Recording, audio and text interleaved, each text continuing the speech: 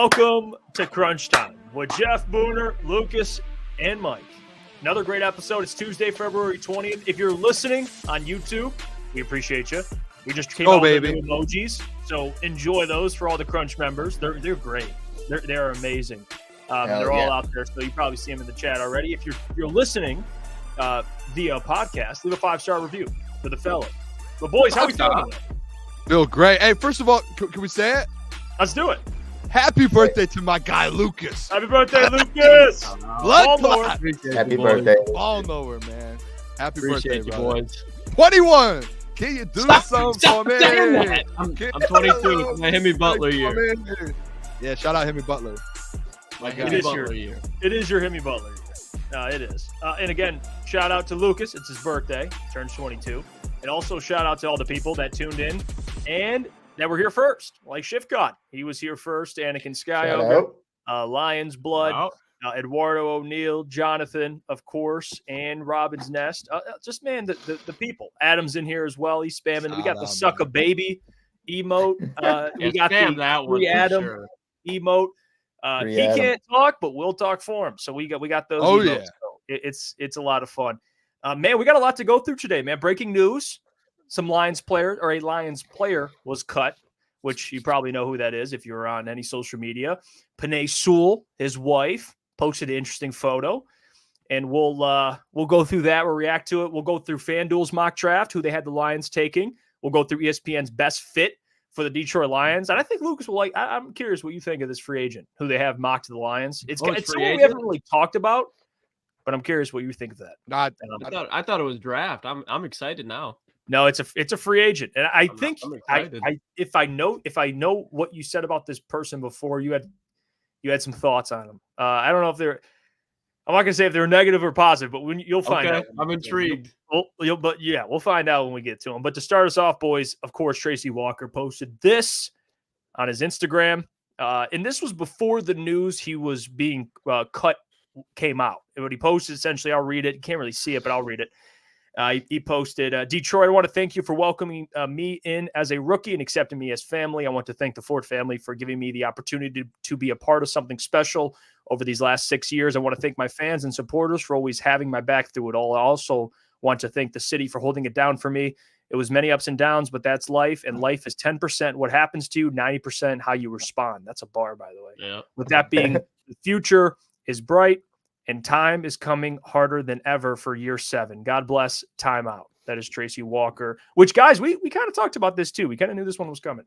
I think this was pretty expected, to be honest. We talked about him and John Kaminsky, and I think Tracy was like, all 4 of us were like, he's not going to be in Detroit next year. I think once he got kind of benched for Iffy, it was kind of started coming up into question whether or not, like, hey, what's going on? And then I think by the end of the season, everyone's like, hey, it's $5.5 million. Like he's most likely gone. And I think everyone saw that coming. So great. 6 years. I mean, even this year, like when he came in and he took over for CJ Gardner-Johnson, he big time to kind of come in and do what he did until if he got in.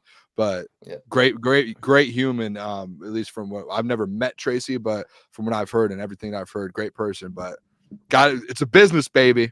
And the Detroit Lions are elite now. So you got to make elite moves, and that's just one of them.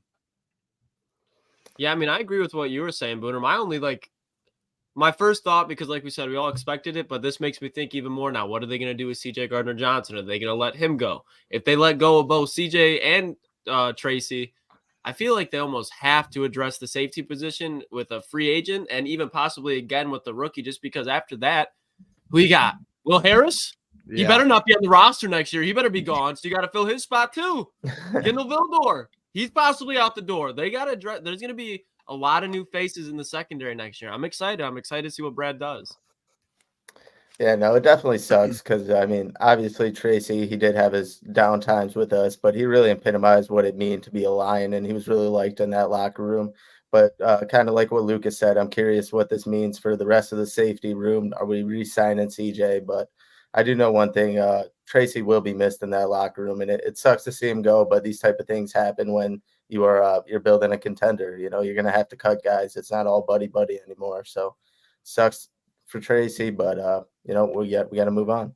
Hey, and two, real quick, Jeff, I apologize. Just real quick, Yeah. I wrote this down in my notes, but like it opens up the door to where you don't, like Lucas said it, like you don't really know what happens to CJ Gardner-Johnson now. We've been doing all these mock drafts and stuff. I think obviously like now that we know Tracy is for sure gone, and CJ Gardner-Johnson being in the air if he leaves, I think it leaves up for a safety in the draft at some point as well. Like I truly do believe like you have to get depth at some point. Like we had that conversation, and I know when you kind of broke that news to us that CJ most likely isn't going to be returning.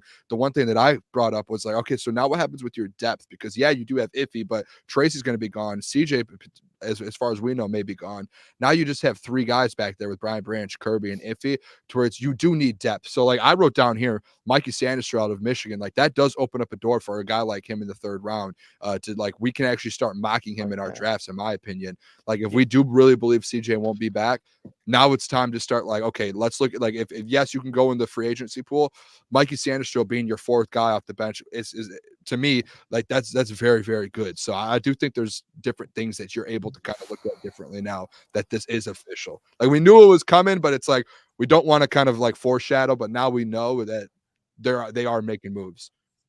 Real quick, Detroit Grit became a YouTube member, a Crunch member. So thank you for that. Also, look at Booner. He became a yeah, boy. Hey, Anyone else in here? I thought all that was here. On, yeah, I mean, on the Tracy Walker stuff, it's not surprising. Like we foreshadowed this. It does save the Lions money. I don't think it does this offseason. Jeremy Reisman put out something, and it was like a PSA. And whoever brought this up in our chat that I corrected, I was wrong. I thought it freed up space initially. I think what it does is it pushes the cap hit to next year, and they have it's something like that. It doesn't free up immediately, but it does free up money down the line. But you nailed it, Booner. I think this opens up the door for one of the two things, right? Either you're adding someone in free agency versus through the draft. One thing with Brad Holmes, that dude does not really miss on safeties. I mean, that's probably his best position to draft, I would argue. Iffy, Brian Branch, Kirby Joseph. So if we're talking about replacing a Tracy Walker, I'm confident that Brad Holmes and his talent evaluation, he'll be able to do that. Whether you add someone in free agency, a veteran that's cost effective, or you go out and draft somebody. Yeah, this is why, the whole saying, giving Brad Holmes as much ammo as possible. They have draft picks to be able to replace him, and he'll be on a way cheaper deal than what Tracy Walker was making. I wish him luck, right? He was here when this regime started. He led the team in tackles the year they won 3 games, which, I don't know if that's a good thing or a bad thing, however you take that, but regardless. Tracy, team captain, like he kind of helped pave the way for what they were today. Not saying he's everything, but still, he was here when things were rough, and he kind of got out of the rotation when they were making a run. So it's unfortunate, but this is the business. Like remember you guys watch Hard Knocks, and they had to cut players, and Dan and Brad kind of spoke about it, how it's like the hardest part of the entire process is like, getting so close to these players and then having to cut them. This is what comes with the business. Like, yeah, you love your players, but at the end of the day, like they got young safeties that are good. So I'm not worried about it. I think Brad Holmes will have a plan to replace. I think personally it'll be through free agency because they have some youth in the safety room, but we'll see. Maybe it's both, or maybe it's this shows as well too, to that point, Jeff. It's like this is they're a very competent like franchise now, like Brad and Dan. They know exactly what they're doing. Like you never, like in Detroit in the past, like guys got cut and everything, but it was never like guys who like like a Tracy Walker, he could really play for you. But like now you're like at that next level to where you see it all the time in KC now. You see it in Philly, you see it in New England when they were going through it. Guys are always rotating out. Like you're gonna get attached to guys as fans and like all of that, but guys are going to constantly rotate out. You're going to have your core guys, but like guys like Tracy Walker and CJ Gardner-Johnson, like that's just the business of the game. When you're an elite franchise, like that's just the way it is. And like now we're there. Like before, it's like, yeah, you can keep some of these guys because you're slowly rebuilding and you're trying to get that culture, and you don't have the kind of capital and everything to bring guys in and the money. Now you can. Now you have all of the money, you have everything, you have the capital. Like you are one of the best in the NFL now. Now this is what it comes. This is what comes with it. Guys like Tracy Walker who have been here for 6 years, they have to go, and it's going to be like that very, very soon. Like there's going to be a lot of guys that all of you guys in the chat love that in the next 2 or 3 years will not be here, but we're going to still be winning football games. Yeah, I think that's just the reality of doing business. In speaking of business, Penei Sewell. Hey, Penei Sewell, his wife posted on Instagram a little story, and you kind of read between the lines here, or not even that, but just read the text. She said, "Exciting things happening today," and he's got buffs on. So by just like this is my I'm just inferring that bag's coming. Like that would be my educated guess. No man shows up in camo and buffs if he's not getting a bag. Like that's just what I'm taking away from it. Maybe I'm wrong, but this is, and we'll get to the Rasmussen extension as well for the Red Wings because we're just doing all types of transactions in Detroit. We'll get to that in a little bit here. Mike's here to break it down.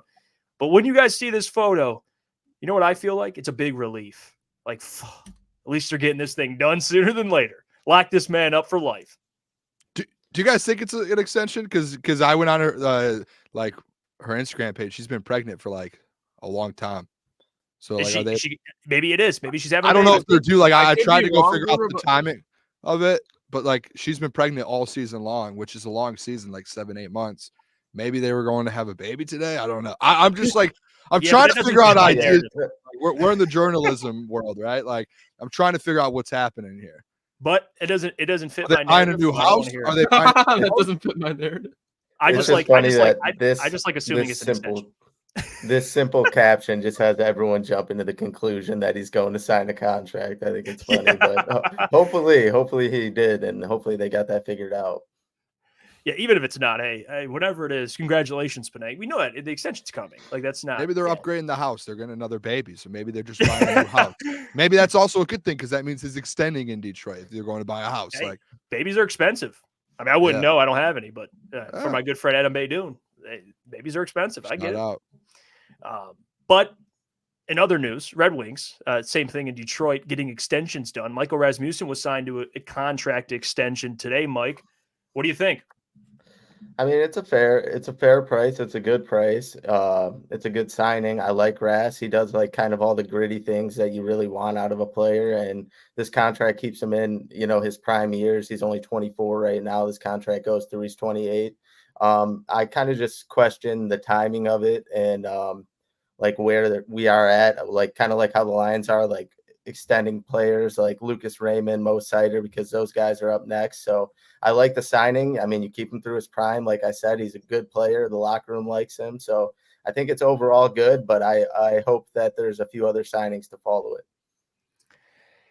Yeah, the Red Wings, man. If you talk about an actual team worth watching, they're it. They're it right now. Michael Gentry reporting on Michael Rasmussen. Yeah. That's our boy Spenny's guy. So I'm sure if he's watching, he's happy to see him back too. But I think every Red Wings fan, if you've watched Ras since he's joined this team, you've seen like tremendous growth out of him as a player and on and off the ice. And he's surely a guy that you want to see growing in this organization. So I'm happy to see him back for sure. Let's go. Yeah, I was checking today too. I mean, I'll tune in when I have time to watch some Red Wings games. Like Patrick Kane, even at 35 years old, the man has 23 points in 24 games. He's a dog. Like, and you, I mean, take it. Like, what do I make of that? That's crazy. No, I mean, honestly, I don't think even he expected that coming off that injury. Like, only 3 players have came back, and I want to say they played like a combined 8 games from having the same surgery that he has.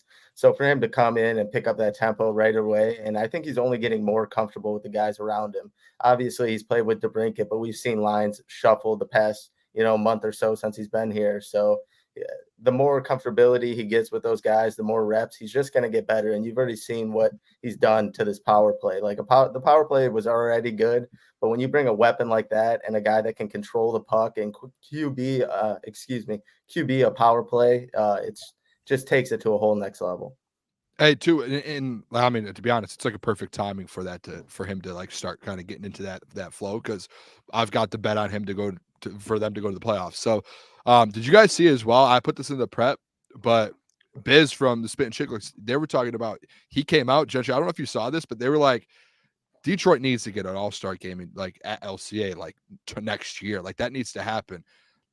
I'm shocked that there hasn't been an all-star game yet in NHL or NBA one in Detroit with LCA. Shocked. Yeah, absolutely shocked. A new stadium. I mean, I don't know how like this weighs into that, but like the two teams themselves, the Pistons and the Red Wings, I don't want to say they've been relevant by any means. You know, they haven't really been playoff teams. They haven't really been contending. I know the Red Wings these past couple of years have, you know, taken the next step.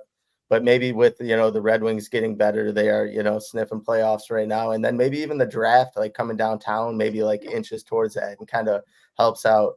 But I know one thing for sure, they got to finish building some of those things around LCA. Like right next to the media parking garage is just like a dirt area. So like I don't even know like what they're actually doing there, when the timetable is.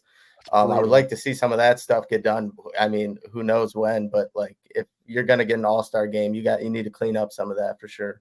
They need something built there. We could build a studio there. Yeah. I'll say probably that space that's just dirt. It's probably something else that Illich promised that you've never fulfilled. I mean, I would assume. I don't know what's going on. That's the next thing. It's a good thing you asked that, because that's my first thought is the city of Detroit is going to be tested for the draft. Like I'm going to see how they handle that. If they, which I think they can, but that's going to be, I mean, people from all over the country, media, fans, everybody is going to be down there. That's like a good like foreshadow into if they can handle like big time things. Cause you're right. When was the last time like Detroit's hosted something like a Super Bowl or NFL draft or an all-star game? Like it has been since on probably the Final Four of the Super Bowl. Like it was one of those. There's like little things like a first round of a tournament. I know the NCAA tournament, I think the Elite Eight is there this year, but like what is something like has big has actually been hosted in Detroit? And the NFL drafts like that thing that's like we're finally getting something back here. Hopefully after that they start to bring more things back though. Yeah, and I assume the draft is going to be insane downtown, but I don't even really know like how big an NBA All-Star game would like be in Detroit. We talked about it yesterday, like how boring it is and like how people don't even want to watch it. So like if I was going to pick out one of those two, I would definitely want to see the NHL one where, you know, they at least have a skills comp and stuff where people try. But dude, Gentry, Biz literally on their show, the clip that I sent to you guys, he literally was like, after LCA's been built, it is probably the best arena in the NHL right now. Like word for word, like he said that. Like, so the fact that they've had the best one for the last 5 or 6 years and that hasn't even been used for an all-star game yet, to me is just, and they've been to all, I'm sure Biz has been almost to every arena. And for him to kind of give that kind of praise, it's just shocking to me in the NHL that they haven't brought the all-star game here yet. It's shocking. Yeah, I mean, even myself, I've been to many different NHL arenas. Like Tampa is like one of my favorite, beautiful arena, but LCA by far, like every section of it, the concourse, the seats and whatnot, obviously up top's a little give or take, but I mean, that's kind of like for any, you know, arena you could say, but LCA is beautiful, man, every part about it. So they need to figure something out and get something done there. And I didn't actually see the clip of what Biz said. I think I might have saw a little bit. But yeah, those guys have always kind of been rallying it for LCA. I know they've came there a few times and they had their Chicklets event downtown at Greektown. I actually met a few of those guys. So it's kind of cool to see, you know, national media take attention to that and kind of put some work towards it. I'll tackle one of them. Yeah. You know what's funny? You mentioned the Lightning, their stadium. My brother lives in Tampa and I checked it out. I didn't go to a game. That dude, different. Like I didn't go inside, but just looking at it, I'm like, oh my God, like there's levels. Like I think, and we should do this as a crew. We should try to visit like every NFL, you know, NHL, NBA stadium, or pick one of the sports, or hell, do them all. Because like there's all I know is Ford Field, LCA, and Comerica Park. Like I don't know. There's like these stadiums, man. Like I want to go to Las Vegas and check out the Raiders. That place, I want to go to Buffalo in the winter. See, like that. Buffalo That's in the winter would be a good time. Oh, dude, I would go through a table for sure. I would do everything. If you guys say Booner do that, I'll do it. I'll do whatever you want. I'll do whatever you want. I'll paint Josh Allen's number on my stomach. I'll do whatever. To kind of stay on Red Wings for a second. They play in the Horseshoe next year. They play the Blue Jackets in Ohio. So in Lucas's land, you know, outdoor hockey game. Let's do it. Outdoor? Yeah, it's outdoor. It's in the Horseshoe at Ohio State. So I mean, I went to the last game. God, I don't even remember when that was, when they played Toronto at the Big House, and it was outdoors. It was snowy as hell. It was quite the experience, even though it was shitty outside weather, but it made for a perfect day, perfect game. So we had to make that trip to Ohio. Especially, wait, that would be Lucas's first Red Wings game in Ohio, too. I mean, it's a match made in heaven. I think we're going to the Wings game Saturday. First. Right, boys? I got the fam dinner. I'm coming up after that, though. I'm going family dinner. I'm going to go 2 o'clock, and then I'm heading up to you boys. Well, speaking of other stadiums, I'll tell you what, these 4 stadiums next year are going to be packed because apparently, according to ESPN, let me take this down, they came out with their 2024 NFL tiers, right? And I didn't get the other tiers because, quite frankly, I do not care. This is theirs, their first one, still major contenders, and it's the 4 teams from the championship games from last year, which you'd think like, all right, it's pretty, I mean, it's obvious, right? The 4 teams that made it the farthest in the NFL playoffs. But I think in a way, when you foreshadow into next year, they're correct. Like these are the top 4 teams, not just from the playoffs, but going into next year, going into the offseason. And the fact that the Lions are here, like we've talked a lot about it, guys, and I'm consistent, right? The one thing I said and what I'm looking for this season is how the Lions handle these type of expectations. They've handled, expecting to win their division in a playoff game really well. They far exceeded that. But now it's different. Like you're up there with the Ravens, who have a Super Bowl in the last, a little over a decade, but still Kansas City, who's won Super Bowls, and the 49ers, who haven't won one recently, but have been to Super Bowls. Like this is where you're at. You're in this group of teams. You're now recognized. It's not like the Lions are sneaking up on anybody anymore. They're here. They've arrived. In this offseason, free agency, the draft, that is going to dictate. I mean, I think regardless if they have the quiet offseason, people are still going to have confidence in them. But I do think this is new expectations, and we're going to find out if the Lions can handle it, specifically Dan Campbell. But I think from what we've seen, they're primed. They're primed to make a run in the NFC. I think we can all agree there. Yeah, no doubt. And the thing that honestly surprises me is being a Lions fan, especially that the Lions are in the AFC and the Lions are in the NFC and the Ravens are in the AFC. I'm more confident with the Lions being up here than the Ravens. Like sometimes I think the Ravens can get kind of streaky, and I don't know if they can, even though they did not have Mark Andrews for a good stretch, I don't know if they can replicate what they did last season consistently as far as an AFC championship, or just because with Joe Burrow being out, and he always nukes the Ravens as far as in the secondary, and just CJ Stroud getting better, Aaron Rodgers possibly being able to play for a full season. I think this was possibly the Ravens' run. I think they can get back to it eventually, but I don't know if they can just instantly duplicate it next year. Yeah, no, I kind of agree. And I don't want to say that like the Lions or the Chiefs window is over, but the Lions window is just beginning. And you could say the 49ers with a lot of their defense and a lot of their offensive guys, some of them aging, some of them contracts running out. And the Ravens, obviously, you got Lamar and whatnot, but they still have some contract situations too. So their window isn't, I wouldn't say quite as long as the Lions. So it's a good thing to see the Lions atop with all those Super Bowl contenders, but it's even a better thing knowing that their window may be longer than every team that was listed right there. Yeah, I mean, I love this. It's hard to say against Patrick Mahomes, like how long. Yeah, I was going to say it is.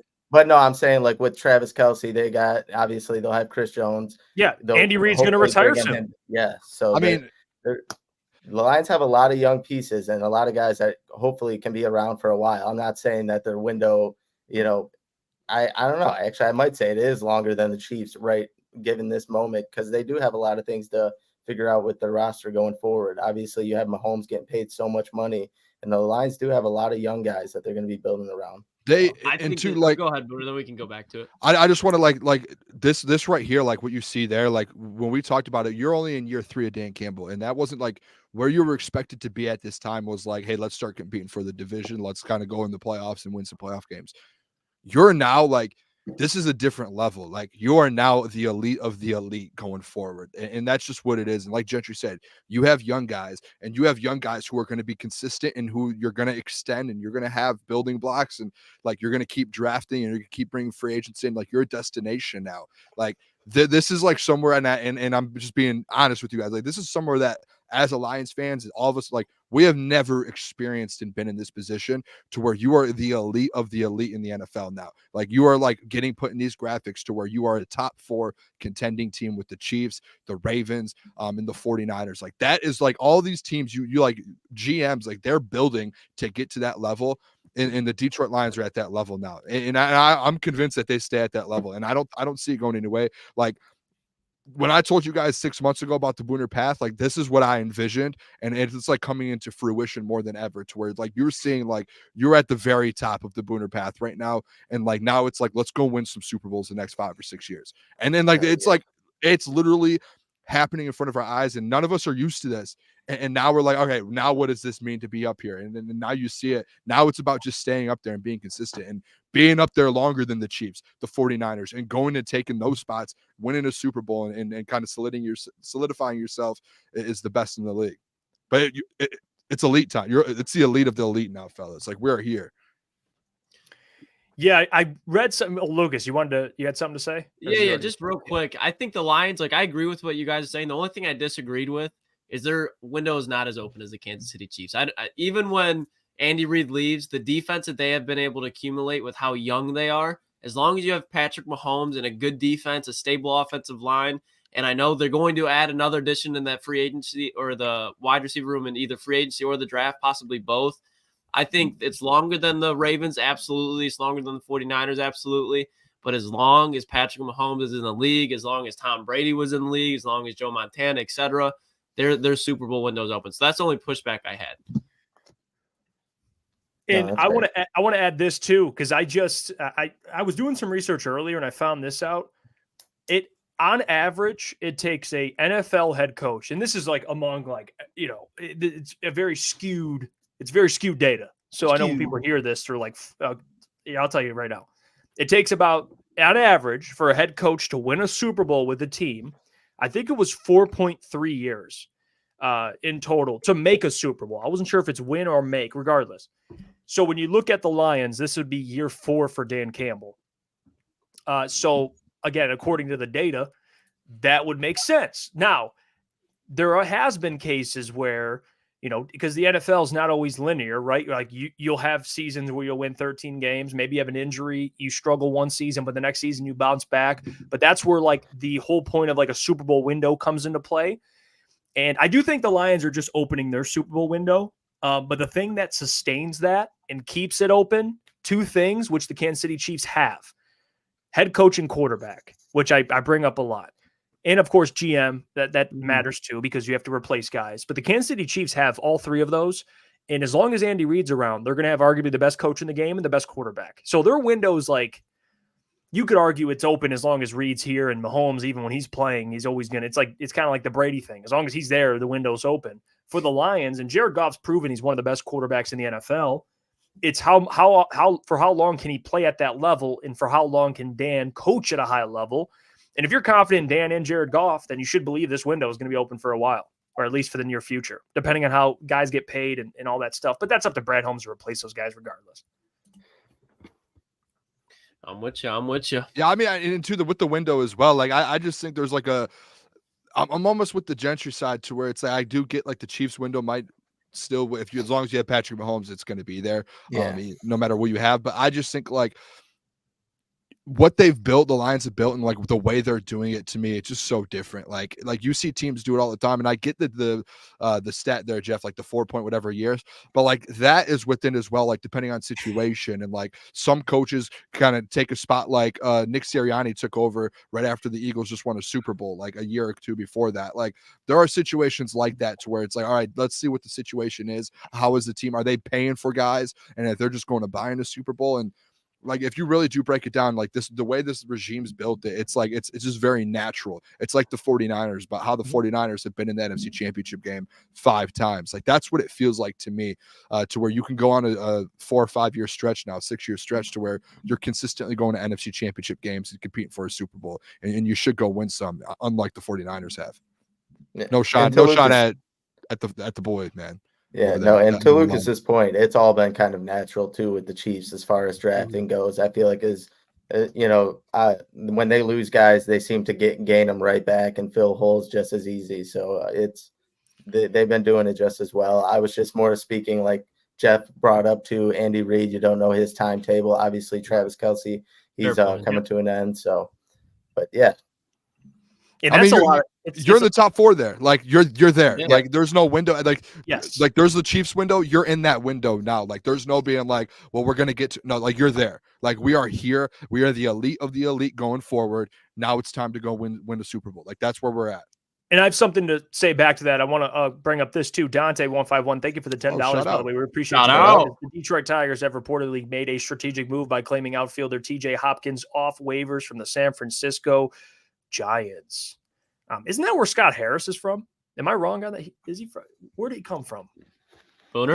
I think it was the San Francisco Giants. Regardless, thank you for that, Dante. We appreciate the news. I was trying to look that guy up. It doesn't look like he played at all. I mean, at least from what I've looked up. But hey, Scott Harris is making moves, just man. Trying to do the same. So to respond, give us the lowdown. Is he a dog or no? Yeah. Like, are we going to see this guy or Saturday? First game Saturday, fellas. Spring training, baby. Can't wait, dude. I don't want to talk about the Tigers too much, but did you guys see Javi Baez striking out? Yeah, I even saw that. That was brutal. I mean, does a bear shit in the woods? I mean, I'd ask you that. No, you know what I mean? no, Yeah, it does no, not. stop, Polar bears Booner. do not. Those If you bears live are in a zoo, frauds. you're not Those in the aren't real woods. bears. Those Hopefully are Javi frauds. turns it Polar around. bears, we'll give them a pass, but it's not saying bear. Just saying stuff. If you're a zoo bear, though, man, I hate to say it, like zoo animals, like yeah, they're real bears, but they're like the bitch bears. Like you're not doing anything about this. They're a bear, though. You're locked in a cage, an enclosure for your whole life, and you're just letting these people just feed you by. Okay. I would If they are, then let's you go 1-on-1 first one. Eh? They would kill me, but they don't. They don't. That's what I'm saying. They're bitch made bears. It doesn't happen out in the wild. Robin that says bears shit their bed. Yeah, like hey, Chicago Bears also do that. I think that's what he meant. A little off topic. What's that one movie with the bear in it? You know what I'm talking about? There's a lot. What with the one with the animation movie?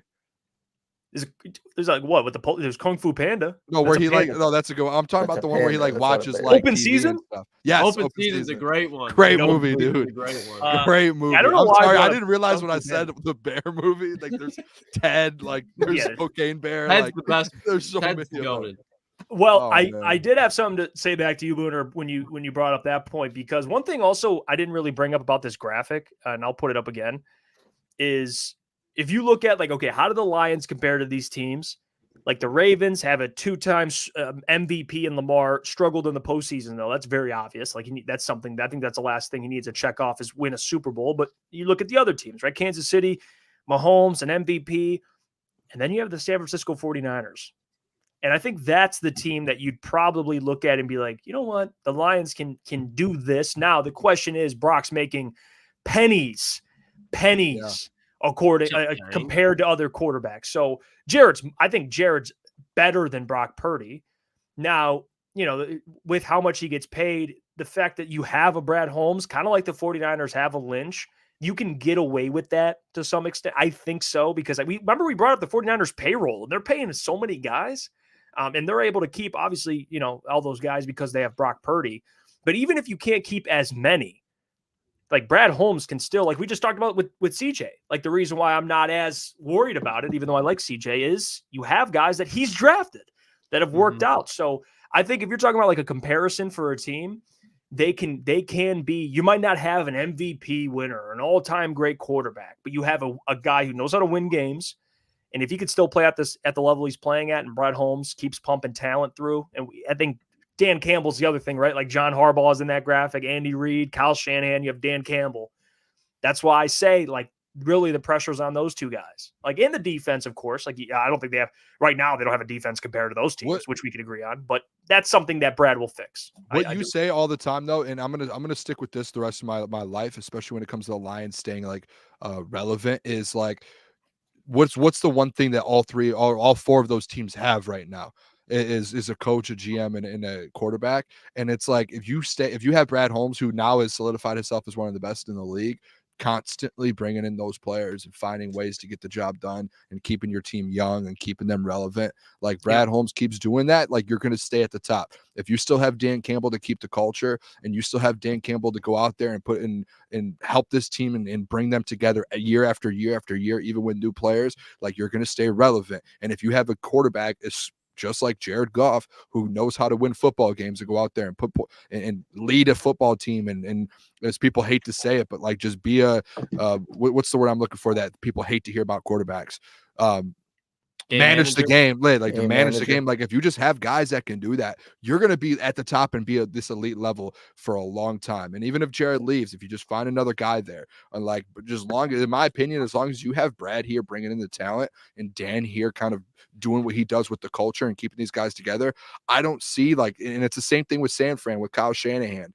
And like, it's just the same thing to me. Like you have Andy Reid there, like Harbaugh in Baltimore. Like it's just so consistent. Like that's the good teams have that.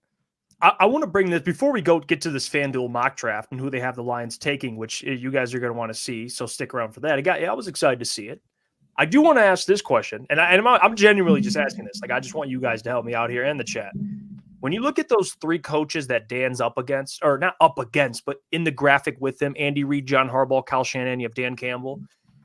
Dan, I know he's kind of an anomaly by how much he goes for it on fourth down. I wonder if you address the defense and you find a reliable kicker, that he will kind of peel back a little bit. Like, I'm curious because there's a reason, like John Harbaugh, Andy Reid, and Kyle has had sustained success. Like they've had sustained winning football teams. Now, if you define that by Super Bowls, maybe it's been a while for some teams, but they're always in the picture. They're always in the playoff picture, competing for a Super Bowl, trying to make a Super Bowl. I wonder if that's something that it'll always be Dan, no matter if he has a good defense and a good kicker, or maybe he, like I always say, adaptability, and that's what everyone should say, is adaptability is everything, right? Your ability to adapt. I wonder if that'll be something that he'll kind of push back on or peel back on a little bit. Yeah. What do you guys think? Go ahead, Gentry. No, I think the aggressiveness will always be there, like as far as going forward on fourth down. But I do think there will be a point in time when he has some confidence in his kicker. He will take the points in smart situations. But as far as being aggressive and trusting his offense, trusting his offensive line, I think that will never change. I think they'll always kind of stick to their niche and pounding the rock, using 4 downs to their advantage. But there will come a point in time where they will once he has a kicker that he has some confidence in and that he's comfortable strolling out there to kick a 50-yarder, I think he will, he'll do it from time to time. But I don't know. I would love to say what Gentry said, but something about it's just what Dan Campbell does more than anything is he trusts his guys. And if he trusts that defense, I think he'll go offense, defense, special teams. Not that special teams doesn't matter, but if Dan Campbell has a defense that he trusts, I think to Gentry's point, maybe he leans off of it. But you even look around the league, teams are replicating what the Detroit Lions are doing, and it might not be solely because of the Detroit Lions, but there's a spotlight on the Detroit Lions because Dan Campbell does it so much. The league is going towards and is going to continue to trend towards going for it on fourth down more and more and more. So Dan could maybe peel back a little bit, but I think there's going to be a time eventually where the league catches up with him, and that's the norm. And I would love to say it again. I would love to say that Dan Campbell eventually, especially in crucial moments, will tone it down. But if he has a better defense, I don't know if he will. In real quick, Booner, like I want to set you up for this because you see why I'm bringing it up, because I do. It would be an anomaly if he not that it can't happen. I'm not saying that, but it would be an anomaly typically from what we've seen. Maybe he is setting a trend. I'm with you on that. I think, and if I'm being completely honest, like look at those 4 teams on that list. Justin Tucker is one of them. Jake Moody, and then that's a great point. In Kansas City, you have Harrison Butker. Like you have 3 of the best in the league. I know Jake Moody's a rookie, but like you saw what he did in the Super Bowl. Like these are guys that you could trust. Like Jake Moody and Justin Tucker and Harrison Butker both kicked like the record Super Bowl field goal in the NFL and broke each other's records. So like I think there's a point to where Dan, he didn't have that, and he was. I don't even think, if we're being honest, he wasn't even close to having a reliable kicker. Like we could probably say, and yeah, you could bring all the stats you want. Badgley had this percentage, and like you could bring all that you want, but guess what? Badgley got his job taken to start the season, right, by Patterson, and then Patterson came out, and then he played a little decent, but then guess what? He got his job taken by the guy that lost. He beat the job out to in training camp. So it's like there was no like we can do all we want with the percentages and say, well, but the Money Badger was 80% from this time to this time and this time to this. Like, we could do all that we want and break it down, but at the end of the day, like, he didn't trust them, and it was very well shown, and they didn't trust him since training camp when he cut the Money Badger, and then he had to bring him back later, and like they had to go through all these, like there was no trust throughout the whole time. Like, so I think if it comes a time to where they do have a kicker, and I'm not gonna say Justin Tucker, but like a Jake Moody or Harrison Butker, or like a guy that's on an elite football team, which an elite team should have. Like, we saw the Super Bowl guys after the game, we looked at each other and was like, it was a defensive game, and guess what? And I think I looked at you, it might have been you or Lucas, Jeff, and I said, field goals. I was like, that was literally just a field goal game. And there was like 6-7 field goals in that game. And that's something the Lions, and it would have changed the whole football game if the Lions were in there because they weren't kicking field goals. That's something, in my opinion, that needs to be addressed, because I think if Dan did have a kicker like that, he would use him. It's just he doesn't, and he has it, and he doesn't trust anyone. And you can bring the stats out all you want. Like, I've seen a lot of people do that, but it's just like he just didn't trust him. Like, Badger got cut 8 months ago. Yeah, no, you're absolutely right. Like, I'm curious too. Like, you got Jack Fox, who Eduardo brought this up too, like kind of mentioning Jack Fox. And I think for even having, I would say, the best or one of the best punters, doesn't really utilize him either. So maybe there is like, so I don't know. We'll find out. John just became a Cards member. Thank you, John. Shout out.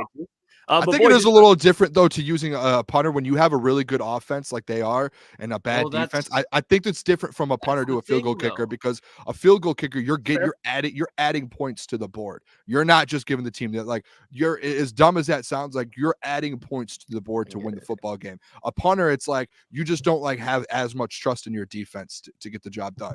Like, you just don't have trust in your kicker if you're just not kicking the ball and you're going for it. Like, I think it's a little bit of a different. It's a lot different. It's what are you thinking, Lucas? I see you. I just think it goes back to Booner. You can say it's on the defense, but when you're taking 3 instead of going for 7, you're then kind of like saying our offense doesn't do it. But about 3 points in punting is so different. You're trusting your defense either way. I just think Dan Campbell, he is who he is, and he's never even hinted at changing. He's always said that this is who I am. Now, again, he can get a better feel for the game, but that might not be our feel for the game. That could be Dan Campbell, Aaron Glenn, Ben Johnson's feel for the game, because Ben Johnson, he's just as aggressive as Dan Campbell because he's coming up with all these play calls. So if you have a better defense, at some point, it's like if the Lions have an elite defense that can create plays outside of Aiden Hutchinson getting a sack and Brian Branch and Ife Melifonwu getting a sack, they can actually create plays in the secondary. It sometimes will definitely turn for a positive for the Lions, because then that offense has more time on the field. But see, that's where I lose you a little bit, because like Dan's kicked field goal, like he's gone for the points at some points this season. I'm pretty sure in the Rams game he's kicked the point. Yeah, so that's what I'm saying. I think when he does have a little bit of faith within his kicker, I think when he feels like, okay, this is a good spot for him, he does do it. I just think there's more like 80% of the time he doesn't have that feeling. And like, you don't want to, like, I would rather if like, and I've heard someone talk, I think it might have been Baycat from Barstool actually brought it up to where he was like, and he kind of said the same thing. Like, he doesn't want to, like, he said the same thing as me. He's like, I don't want to hear the percentages of what Badgley kicked. Like, you probably have an 80% chance of getting the first down for your offense, who is a really good offense going for it, than you did having Badgley kick the field goal at the end of the day. And that's just what it was, like at 45 plus. So like, I'm with you a little bit, Lucas. I just think if they do get a good kicker, Dan will switch that mindset a little bit. Like, you have a little bit for sure. You have to. Point, yes. Yeah. Because you're gonna win or lose game. Like, you've won and lost games the last 2 seasons because of this, to where at 40 to 50 yards, you're going for it instead of taking the points and winning a football game. Yeah, we talk about the possibility that the Lions will draft a kicker, but I mean, we could talk about the possibility of who they take in the first round here. FanDuel came out with this. What a transition. Draft. And look at that. Okay, we'll go through it. So they had the full first round. Who cares? Like, who cares? We're going to the Lions pick. We'll read this, and I'll go through it. So at 22, they have the Eagles taking Kamari Lassiter. At 23, the Texans take Chop Robinson, the edge out of Penn State. Dallas Cowboys take Amarius Mims, offensive tackle out of Georgia. 25, the Packers take Cooper DeJean, corner/safety out of Iowa. 26, the Bucs take Jackson Powers Johnson, which I think is a really good pick for them, actually, on their offensive line. I think he'll be gone before that. I think we all agree there. The Cardinals take Nate Wiggins, corner out of Clemson, 28, Brian Thomas Jr., wide receiver, which, me and Lucas kind of broke down today on that. We did a full first-round mock draft. You can go check that out. It's on our YouTube channel. Shout out. We talked a lot about Brian Thomas Jr. He's a dog. And then, of course, at 29, the Lions take cornerback Kool-Aid McKinstry out of Alabama. I can't imagine Detroit when that pick's announced. And then at 30, Byron Murphy, the second. Drinking some Kool-Aid. Oh, yeah. And then 31, Jordan Morgan, offensive tackle at Arizona, goes to the 49ers. And at 32, the Chiefs get Keon Coleman, which is kind of an interesting one. You can't really see it. Let me put that for you. There you go. Chiefs take Keon Coleman, wide receiver out of Florida State. But, guys, when you see this mock, anything that's – before we get to the Kool-Aid McKinstry, anything that surprises you or anything that intrigues you by any of these picks? One thing for me real quick is Byron Murphy at 30. And I know we're going to get to Kool-Aid in a second, but just seeing like the Lions had the option between Kool-Aid and Byron Murphy, and then they had them going corner instead of Byron Murphy. And I've seen drafts too, and I know, Jeff, the one you did, people should go watch that because I went and looked at that full first round. I think you had Byron Murphy going at like top 15 or something. So like him at 30 is like it's that's interesting. Another one is Chop Robinson at 23. I mean, we've kind of been high on him, but the people that we've talked to and, mock drafts around that we've seen have had him dropping way lower than 23. So, and obviously they drafted Will Anderson, premier edge rusher, straight dog. So I don't know if Texans would even go that at 23. And it looks like no, never mind. Look who's going to Green Bay, boys. Yeah, that'd be a good fit. They'd have to move. Well, they could even keep him at corner because Jair looks like he's heading out of town. They traded Rasul Douglas, and they're still even weak in the safety room. That'd be a good fit. But there's no way that Nate Wiggins falls to 27 either. Crazy. If Nate Wiggins falls past 20, I would – and same thing you were saying, Booner. If Byron Murphy falls past 15, get on the phone. And same with Jackson Powers Johnson. There's 3 guys on this list that, in my opinion, Cooper DeJean you could say, but I don't think he's a fit for the Lions. There's 3 guys that you make a move up and call for, in my opinion. Byron Murphy at 30 is shocking to me. It's shocking. I would be, and I know it's always trust Brad, but my honest reaction right outside, like as far as what I would think during the draft, I would be enraged if they took a corner at 29 and Byron Murphy was there. Again, it's trust Brad till the end, but I'm just being honest. I don't see how that value-wise makes sense whatsoever. That's why I wrote that in my notes there. I just said Lions pass on Byron Murphy and they have Kool-Aid. And to be honest, Lucas, I'm not going to lie. If I'm being honest with this, I don't think Byron's going to be there, but if they end up getting Kool-Aid at 29 and then in the second round, go get I keep saying the name of Devondre Sweat. Like that to me, like that 1-2, I'll roll with that, and I'm happy with it. And that's if Byron Murphy's not there. Even if that's just where I'm at with it. Like I feel like getting those 2 compared to the 1 is a little bit of a better package. Well, who's that pick 32? Keon Coleman. He went to the Chiefs, which that's a good one. Could I argue that there's a good chance that Devondre Sweat might not be there in the second round? And honestly, if we're talking about needs again, you take Devondre Sweat there instead of Kool-Aid. I'm sorry. It's not that I hate Kool-Aid McKinstry. I hate taking a cornerback at 29. There's a reason they're 29 and not top 15. There's going to be some developmental thing. Trent McDuffie, he was drafted 22, and that's one of the last corners that I can remember that was like, wow, he really panned out. Even some people thought the fact he was coming out of Washington in the Pac-12, there could be some development. Year 1, he did kind of struggle a little bit. He wasn't terrible, but he needed to develop. And obviously being around Steve Spagnuolo, that's going to happen. But I just do not see what makes sense about taking cornerback at 29 when there's defensive line help that's there. Yeah, when you look at like positional value, you are correct. Like typically, and that's not. I know people hear that and they're like, "Oh, positional value." Like there is truth to that too. Like late corners, it's kind of a fact. Yeah, late corners in unless the first round guy, but the hit rate. That. Yeah, well, the hit rate on corners in the late first isn't the best. I mean, you gotta really love the guy. Like you really gotta love the guy. But I mean, a Kool-Aid McKinstry.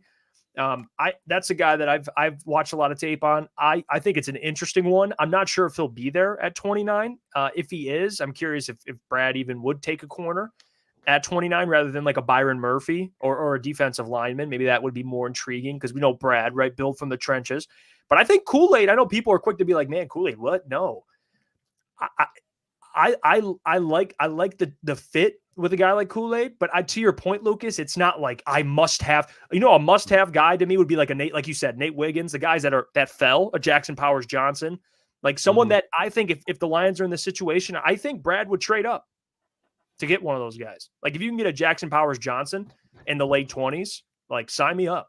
He's traded up the last 2 seasons. Like I wouldn't be I wouldn't be shocked if he sees his guy dropping and he's like, okay, I need to go get him now, and he does it. I would not be shocked. That draft screams trade up opportunity for Brad Holmes if it falls this way. Like trade up, get a dude. Boys, I kind of just had a thought. Call me crazy.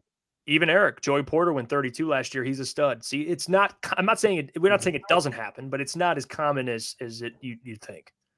What if? Because remember last year, Brad cleaned out Jamal Williams, DeAndre Swift, and he brought in a rookie, and he's banking on the rookie and Jahmyr Gibbs replacing I know DeAndre Swift. Now I just hit. What if they? And I'm just. This is a thought exercise because they just let go of Tracy. They're possibly moving off of C.J. Gardner-Johnson as well. And I just said that Cooper DeJean, I don't see the fit. When we talk about depth, and you have Brian Branch there, who's a versatile piece. Do you set if Cooper DeJean somehow falls, and I don't think he will, and maybe they even trade up, especially being an Iowa guy. I mean, Jack Campbell, Sam Laporta. Do you think that Cooper DeJean could possibly be majorly on the Lions' radar if they're doing this with the safety room? Potentially. I mean, he's an Iowa guy, and they love their Iowa guys. So like, it really depends. I think they probably done their homework. Yeah, I guess it.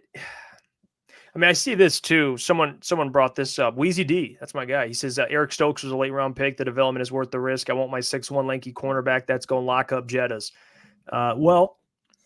Hey, I think it's a tough task. But even like a guy like Cooper DeJean, he's intriguing. I think we can all agree he's definitely a safety in the NFL. Mm-hmm. And here's the thing with Brad too, like screw everything we're talking about. He doesn't even go by what typically the NFL does. Like we just brought up positional value in late corners. I could also see him taking a corner and being like, hey, I'm gonna do what I want. I like this player. I'm taking him. Absolutely. He took a running back at 12 and and a running back that was projected to go late first round. Exactly. And it worked. And it was a home run. And to like Lucas, to kind of what you've been saying the last few weeks too, kind of just popped in my head here, and to that comment there, even if he does go a corner and he kind of does what like you don't think he's going to do and takes Kool-Aid McKinstry, what was the one thing you wanted them to do anyways in free agency? Was go out and get like a Stephon Gilmore or something. So if you bring him in and then you have a Kool-Aid McKinstry, like I know it sucks going cool with it.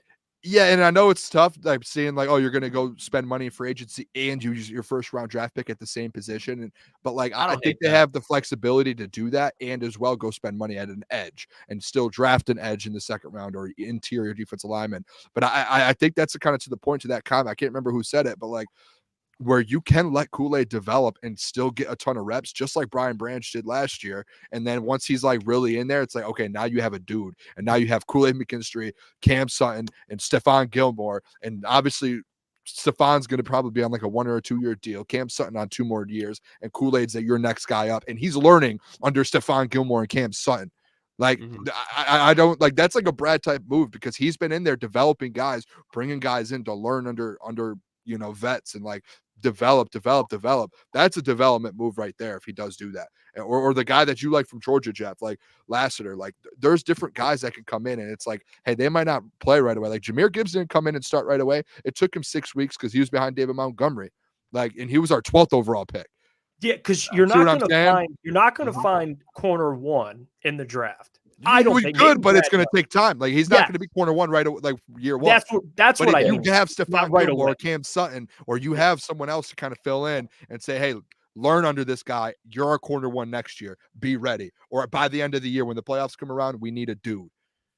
Yeah, I am with Easy in a way. Like even though I'm the positional value guy, like I wouldn't be mad with a DB at 29. I mean, I kind of like the idea. It depends who's there. Like my brain just clicked. Point though, like it depends who's also there. But if there's no one really enticing and you have DBs, like I'm cool. I don't mind taking a DB. Like that no, as long as you address the defensive line. Especially real quick. Especially you get the 5th year option on DBs. And I think DBs, their price range is going up because look at the wide receivers they have to guard. Like these guys, there's more talent at wide receiver in today's NFL than there's ever been. I mean, every team, just because of the rule changes and how the NFL is, like you need DBs, like you need corners, and you get that 5th-year option. Like I don't hate it. It just depends who's there, honestly, and what they do in free agency, of course. Yeah, and Gentry, I think you hit it spot on, so you could even elaborate it more. And like Booner, like we talked about it before, like I wouldn't hate it. At the end of the day, it's trust Brad regardless. Like if they take a DB at 29, who am I to judge Brad Holmes? He knows 10 times more than I will ever possibly know about football. It's just, it goes back to the positional value, but you're right. If they do get a veteran, I'm not going to hate it whatsoever, because then you just got a guy that when the Stephon Gilmore of the free agency then decides that he's not going to be in Detroit anymore, you have a guy that's just learned from him. But it all depends around the context of free agency, to Gentry's point. Yeah, no, obviously if you get the defensive line handle and all that stuff, and it kind of really just depends on what you do in free agency. And cornerback is one of the biggest needs, if not the biggest, depending on how you view it. So obviously I still look for, like Lukas said, for them to sign a veteran and kind of give whoever this cornerback is maybe some time to kind of groom in. But I expect them to be out there, obviously, if you're a first-round pick, playing some quality time. But there is still room for, you can get a veteran and kind of give him some time. But you got to address the defensive line no matter what. And there's still room for him to do that in free agency and whatnot if he doesn't take, one of those positions of need with the first-round pick. Yeah, I mean, I'm with this comment here. Oh, my bad, Bill. Didn't mean to snipe you there. I like this comment. Anthony Willis, DPA at 29. If I can get a starting offensive lineman or a D lineman, that's where I go. Again, fellas, too, it's like we want to address that edge position, but like it's not a deep edge draft, and then we've heard multiple people say it. So like that's where I think a lot of us in deep corner draft too. It's a deep corner draft where I think that's why you start seeing us talking about a lot of corners, or as well as like if a Byron Murphy drops, like an interior or like a second round, a Devondre Smith, like or Sweat. Like there's guys I think out there that were like there's the value, and you could still get the value, but I kind of just fell in love with the situation that I laid out, to where if you go get a Stephon Gilmore that Lukas has been talking about, and then you can get a Kool-Aid McKinstry to have that third guy and let him develop. Good, like Brad, that's what Brad's been all about, dude. It's bringing guys in and develop. And like some of these guys you bring in and you think you're going to develop, they end up playing right away. Like Jack Campbell developed all year. Jahmyr Gibbs took about 20% of the season to develop and kind of learn a little bit and get comfortable behind David Montgomery. Like Brian Branch, he didn't play like a ton of snaps right away. He was playing in Kansas City. He had the pick six, but like you saw throughout the year, like he like go look at his snap count. Like it was down and up randomly with the safety situation. So like I don't hate the idea of it. And then a lot of people are thinking like this, whoever they draft is going to be like a day one starter, and he might be, but like you whatever Brad does, I'm very, very comfortable with it, whether he goes DB or defensive lineman. Oh my God. Good. I don't agree with that comment whatsoever. That Gilmore comment. I know you love that one. BMG, you got to handle some business? What's up? You got to handle some business? Okay. Yes. All right. I do got to handle some business, so I will be skating out. I will be back tomorrow, though. Oh, Gentry. Yes. Sorry. Hey, BMG, man, he's taking care of business. This is why we got the crew. We'll hold it down while he's We're making some business moves. Jeff left one time at halfway. Now I got to follow suit. So. Get thrown right back into it. But no, the boys are going to hold it down. And tomorrow, hopefully, we'll be talking while the Red Wings are getting a much-needed dub against Colorado. All right. BMG, we love you, man. Appreciate you, chat. Love you, bro. One thing before I leave, everyone hit the like button right now and spam the Lukas emoji for his birthday. I want to see it right before I leave. 21. Can you do something? Enough of you. Enough of that. Appreciate you though, Mike. Love you, man. Be safe. Be safe. Appreciate you guys. Chat. You're the goats. Love you guys. All right, there you go. BMG will join us back tomorrow. We'll move to this cam right here. I want to bring this one up. Speaking of DBs, we just talked about this year's draft. Last year's draft was pretty good too. Not gonna lie to you. I mean, look at the two DBs we got here. And Fox NFL put this graphic up. And I wanted to bring it up because the question was, who's going to have the better sophomore season, Devon Witherspoon or Brian Branch? And you see the graphic, right? Total tackles, Devon Witherspoon 79 to Brian Branch's 74. Sacks 3 to Brian Branch's 1. Pass deflections, that is crazy. 16 pass deflections for Devon Witherspoon. It's like crazy when you actually see it. And 13 for Branch. That is wild. Then you look at interceptions. Brian had 3, Devon had 1, and then defensive touchdowns. Devon had 1, and then Brian Branch had 1. So I'm going to go ahead and put this poll in the chat. I wonder which way it's going to go.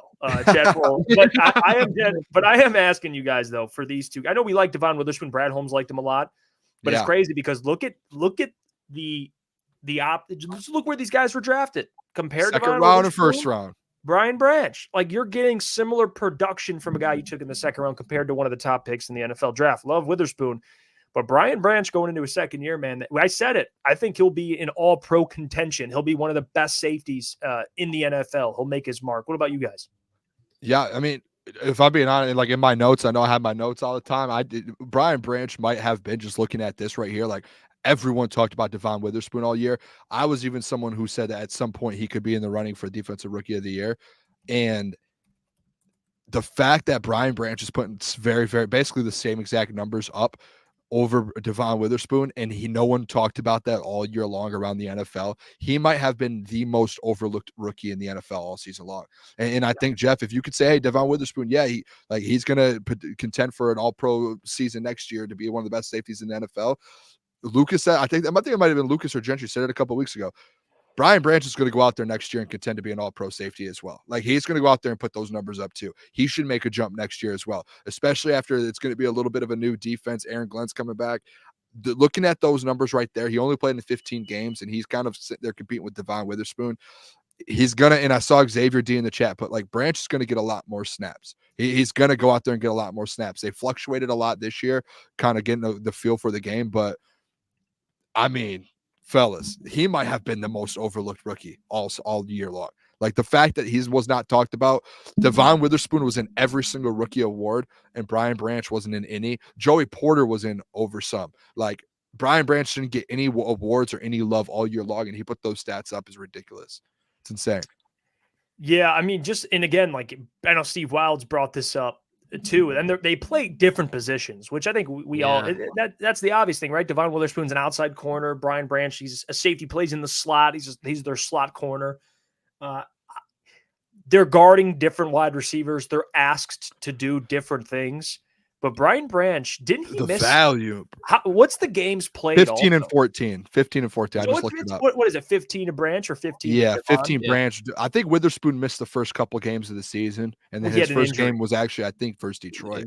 I believe. So in Devon, man, we're talking about all pro, like young guys. I agree with that. It's just Devon's going to be up there too for corner.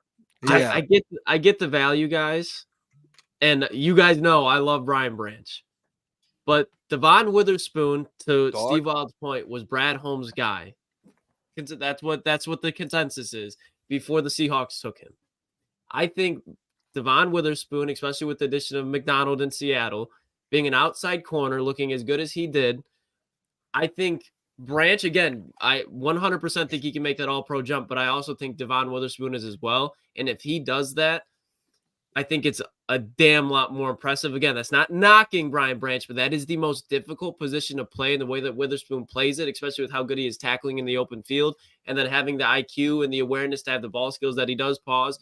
I think he will one day be a top 3 corner in the league, and I think Brian Branch can be a top 3 hybrid DB in the league, but at the end of the day, outside corner, hardest position to play. So I think both of them are going to take that step, so it's more impressive out of Witherspoon, if that makes sense. Hey, Jeff, before you go real quick, can I ask you guys a question? Yeah. Are you guys happy with, because obviously if Devon was there, they were going to go Witherspoon, right? Like that felt like that was a thing. Yeah. Are you guys happy then now with the way it played out to where you did see like with Witherspoon as well as you did end up, because they probably like, would they have gone Branch? Maybe, but like you got the Gibbs Laporta situation, the Jack Campbell, and then as well as obviously the Brian Branch as well on that back end. Like, are you guys happy kind of with that compared to getting the Witherspoon? That would have shaken the whole draft up. It would have changed a lot. Yeah, I'm happy with it. Yeah, I'm happy. There's so many hypotheticals, like right. Yeah, because you trade back, you got Laporta.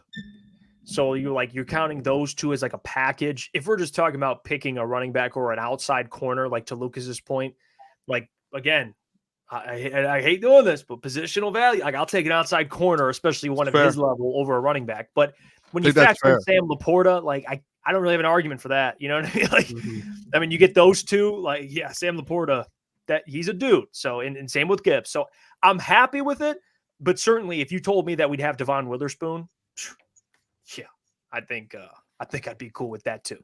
We're being a little bit of a different position. Yeah. I mean, Brad Holmes, he traded up for Broderick Martin. He might still trade up for Sam Laporta and Brian Branch if he couldn't get those guys. That's very true, actually. Yeah, no, it's also true. Witherspoon, Sam Laporta, Gibbs still somehow and there's a reason why Devon was drafted. Like I get the the value versus what the Lions got in Branch in the second round compared to one of the top picks in Devon Witherspoon. Mm-hmm. But also, like you get why they took that man. Like you saw in his NFL debut in Ford Field exactly why he was the number 5 overall. And he was coming off an injury too. Like he was coming off of an injury where he was out for a minute. Like so that's fair too. Like when you're like, well, what's harder to play? What's worth more, right? A slot corner or an outside corner who's turning into a star? Like I get that, but I still love. I mean, we all still love Brian. I think he's. It's funny now that they're looking for their Devon Witherspoon. They have to find an outside corner, but they're both going to have great careers. Like I think both of these guys will be all pros at one point. Oh, for sure. I actually thought at one point this year, I think I was making the argument. I thought Witherspoon would have won Defensive Rookie of the Year at some point. Like he was he was just going off, and I was like, everyone was throwing the Jalen Carter, and I was like, I don't know, dude. Like Devon Witherspoon was just going off. Yeah, I mean, even Spencer, man. Shout out to Spencer, by the way. That's my barber. He says Woolen was drafted in the 5th round. That's your guy, Lucas, too. Yeah, hey, but he definitely had a fallback here for sure. There was a couple of games where I'm pretty sure he was a healthy scratch. Yeah. Or at least maybe not that. Okay, I take that back. Not a healthy scratch, but he got benched. That's tough. That's tough drop off. Hey, but that's good DB room, man. 5th round pick though, in his rookie season was incredible. Yeah. It's a stacked room. Yeah, and that's another guy, man. Like I believe, and that's the same thing with Kirby too. Like getting DBs that played wide receiver. Didn't Tariq play wide receiver too at one point? He changed the corner. Oh yeah, at UTSA. Got hands, man. I mean, I don't know what the reason why he was benched, but hopefully Mike McDonald can get something out of it. He was getting lost in coverage. Cornerback is like what people and even I don't understand fully. But to sustain being a high level corner in the NFL. Mm-hmm. Physically and just being aware, it's very similar to a quarterback, just because obviously quarterback, you got to take in more information, but DB, you have to be so quick just with what you're doing in the run game and the pass game with your reaction to the wide receiver, shedding blocks. Oh, now I got to go tackle Derrick Henry and you're 185 to 205 pounds. Like it's the hardest position in football to play outside of quarterback. It's tough. Yeah. It's near impossible. That's why I said the 5th-year option, those guys are getting paid, man. Like corners, look at Cam Sutton. Cam got 11 per year. And people can joke about the season he had because of injury and he didn't play well towards the end. But still, there's a reason why you paid that man $11 million. That's why Saquon is trying to get paid, and he's probably going to get paid. If he does get a bag, it'd be 12. Like that. Mm-hmm. Look at you're paying cornerbacks to do. I mean, to do a near impossible thing, which is set up to fail. Yeah, let's literally think about their job is to go against arguably the other team's most athletic player, their best player in some situations. He knows what he is doing. You don't. And you have to try to stop him from what he's doing. Just think about that. That is you're set up to fail in so many ways. And then if you can have a number 5 pick like Devon Witherspoon, just pick 6, first game, you've hit and you've helped your defense out for years. Yeah, I mean, that's why defensive line help is really it should be. I mean, if you want to have good corners, you can have good corners, but you need a great defensive line. You need that time frame in which guys get open. You need it to shrink. Because the Lions, if you can't get pressure, no matter who's at corner, you're screwed. Even look at the Jets. I mean, they have Sauce Gardner and DJ Reed, but look at their defensive line. That certainly helps. They're great corners, but imagine if they didn't have a great defensive line, even Sauce and DJ Reed, those guys would be on an island. It just is what it is. Weezy D playing cornerback is the ridiculous hardest thing ever. Yeah. It's a tough position to find. Kyle says Brian Branch picks. He says Brian Branch picks 6 first game too. Yeah. Again, we're set. Lines are set. They got Devon Witherspoon. Brian, when you can put a guy in there and first game he contributes, you are set. Yeah, and speaking of the Lions here, I want to bring this up because I saw this on Twitter, and I put a poll on our YouTube channel. You can go to it. It's in the community section, and it was basically, where would you rank Goff in the NFL? Because this kind of ties back into the convo we had earlier about having one of the best quarterbacks. You need them to be able to make a run. And, of course, you need Dan, but specifically at quarterback. And Jared's played at a high level the last 2 years. But I saw this post, and it was from 313 Takes. And I'm going to go ahead and put this on the screen. And they were comparing Jared to other quarterbacks in the league. And I wanted to bring it up to the fellas. And we're going to do a top 10 quarterback list soon, and where we have Goff and all that stuff, which that'll be fun. But here's where this is where I want to get your guys' opinions. So 313 Take, shout out to them. They do good stuff. They tweeted out, quarterbacks Jared Goff is better than. People like to argue he is not. Bro, all right. All right, hey, continue. I'm just bringing up the tweet. We can. This is 313 Takes. This is not the opinion of Jeff Iafrate, Booner, and Lukas Klotz. But here's the tweet. They think Jared is better than Dak, Tua, Herbert, Lawrence, Love, Stafford, Hurts, Fields, Cousins, Purdy. And oh man, okay. This is okay. I'm a Goff guy too. I've been known as a guy that I'm a slappy. So like, this is good. We're talking about. Go ahead with it, Boone. Start it off then. So we're gonna get to. I want to do this as like a group. We can do our top 10 quarterback ranking, and we'll go through what we think top 10 quarterbacks. Where would Jared be on a top 10 list generally, and then we'll obviously do our own later in the week. Yeah, that's right. So, but like just looking at this, Boone, what pops out? What sticks out to you? To me, the initial thing is Justin Herbert. I'm a Jared Goff guy, and I'll stand and I'll die on the hill with Jared Goff. And then Easy's in the chat. He knows that I'm a slappy, as they say. Justin Herbert's one of the best in the NFL. Like, it's just not it. And you can Trevor Lawrence, maybe not. Maybe that's one where you could put like the way he's played the last year. You can maybe make an argument. It's like a Jared Goff, Trevor Lawrence now, especially with the way Goff played. I don't know where you guys stand on the whole Dak thing. I wrote it in my notes here. Dak and Tua, I just wrote overrated, and neither of them will be in my top 10 quarterbacks list. Like, I can't do it. But to me, I don't know about you guys, first one is just Herbert. Like, that is just wild to me. Like, Herbert and I said it yesterday on the show. I think Herbert's like the third or fourth best quarterback in the NFL. And I will die on that hill. And I think he's been in a bad position to where, like, when he gets a good spot, he's going to be one of the best in the league. And he will win an MVP. Jared Goff can't say the same for him. He can just win football games. MVP level, probably not. And I'm a Goff guy. And Lucas, like, I'll set you up here, because this is, and I think you would agree, and you and Boone, and I just hearing Boone, I think he would agree too. Like, I don't mind praising the Lions quarterback. I think they have a really good quarterback. And Easy kind of put in the chat too. And Easy gets labeled as a Goff hater, which, that's its own narrative, fake narrative. But there has to be a point where you're like a little objective, where you're like, yeah, he's really good, but you know what, guys? There's other quarterbacks that he's better than, or that are better than Jared, and that's okay, right? Like, people would bring up, I think the number one thing, and I want you to answer this because I think you're the most qualified to answer this. If I bring up to you, Lucas, I think Goff is better than Justin Herbert, even though I don't think so, because he has playoff success.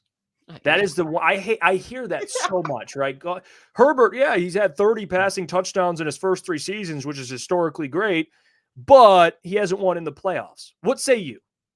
Listen, if you're going to make a list, and this isn't like just saying it 313 takes, this is just in general. If you're going to make a list and you are going to compare individual players, compare them as individuals and not what their team has done. If you want to say, well, who's the best at getting a team to a Super Bowl? That's different, because then you can go into the game manager. But if you set individuals next to each other and you just compare the raw players, what does Jared Goff do better than Justin Herbert? What does Jared Goff do better than Matthew Stafford? And you could say it's a little too early for Jordan Love, but if Jordan Love replicates the season that he had last year, what does Jared Goff as an individual, as a player, do better than Jordan Love? I would say it's a little too early. You can even make some of the same arguments for Jalen Hurts. So it's frustrating. Again, it's not slandering Jared Goff, but it's just being real, where it's like the NFL is the best football players in the world. The quarterback position is the hardest position to play in the world mentally. I know we just talked about corner, but as far as all the assignments, all the pressure, you are normally the face of the franchise, especially if you're a guy like Jared Goff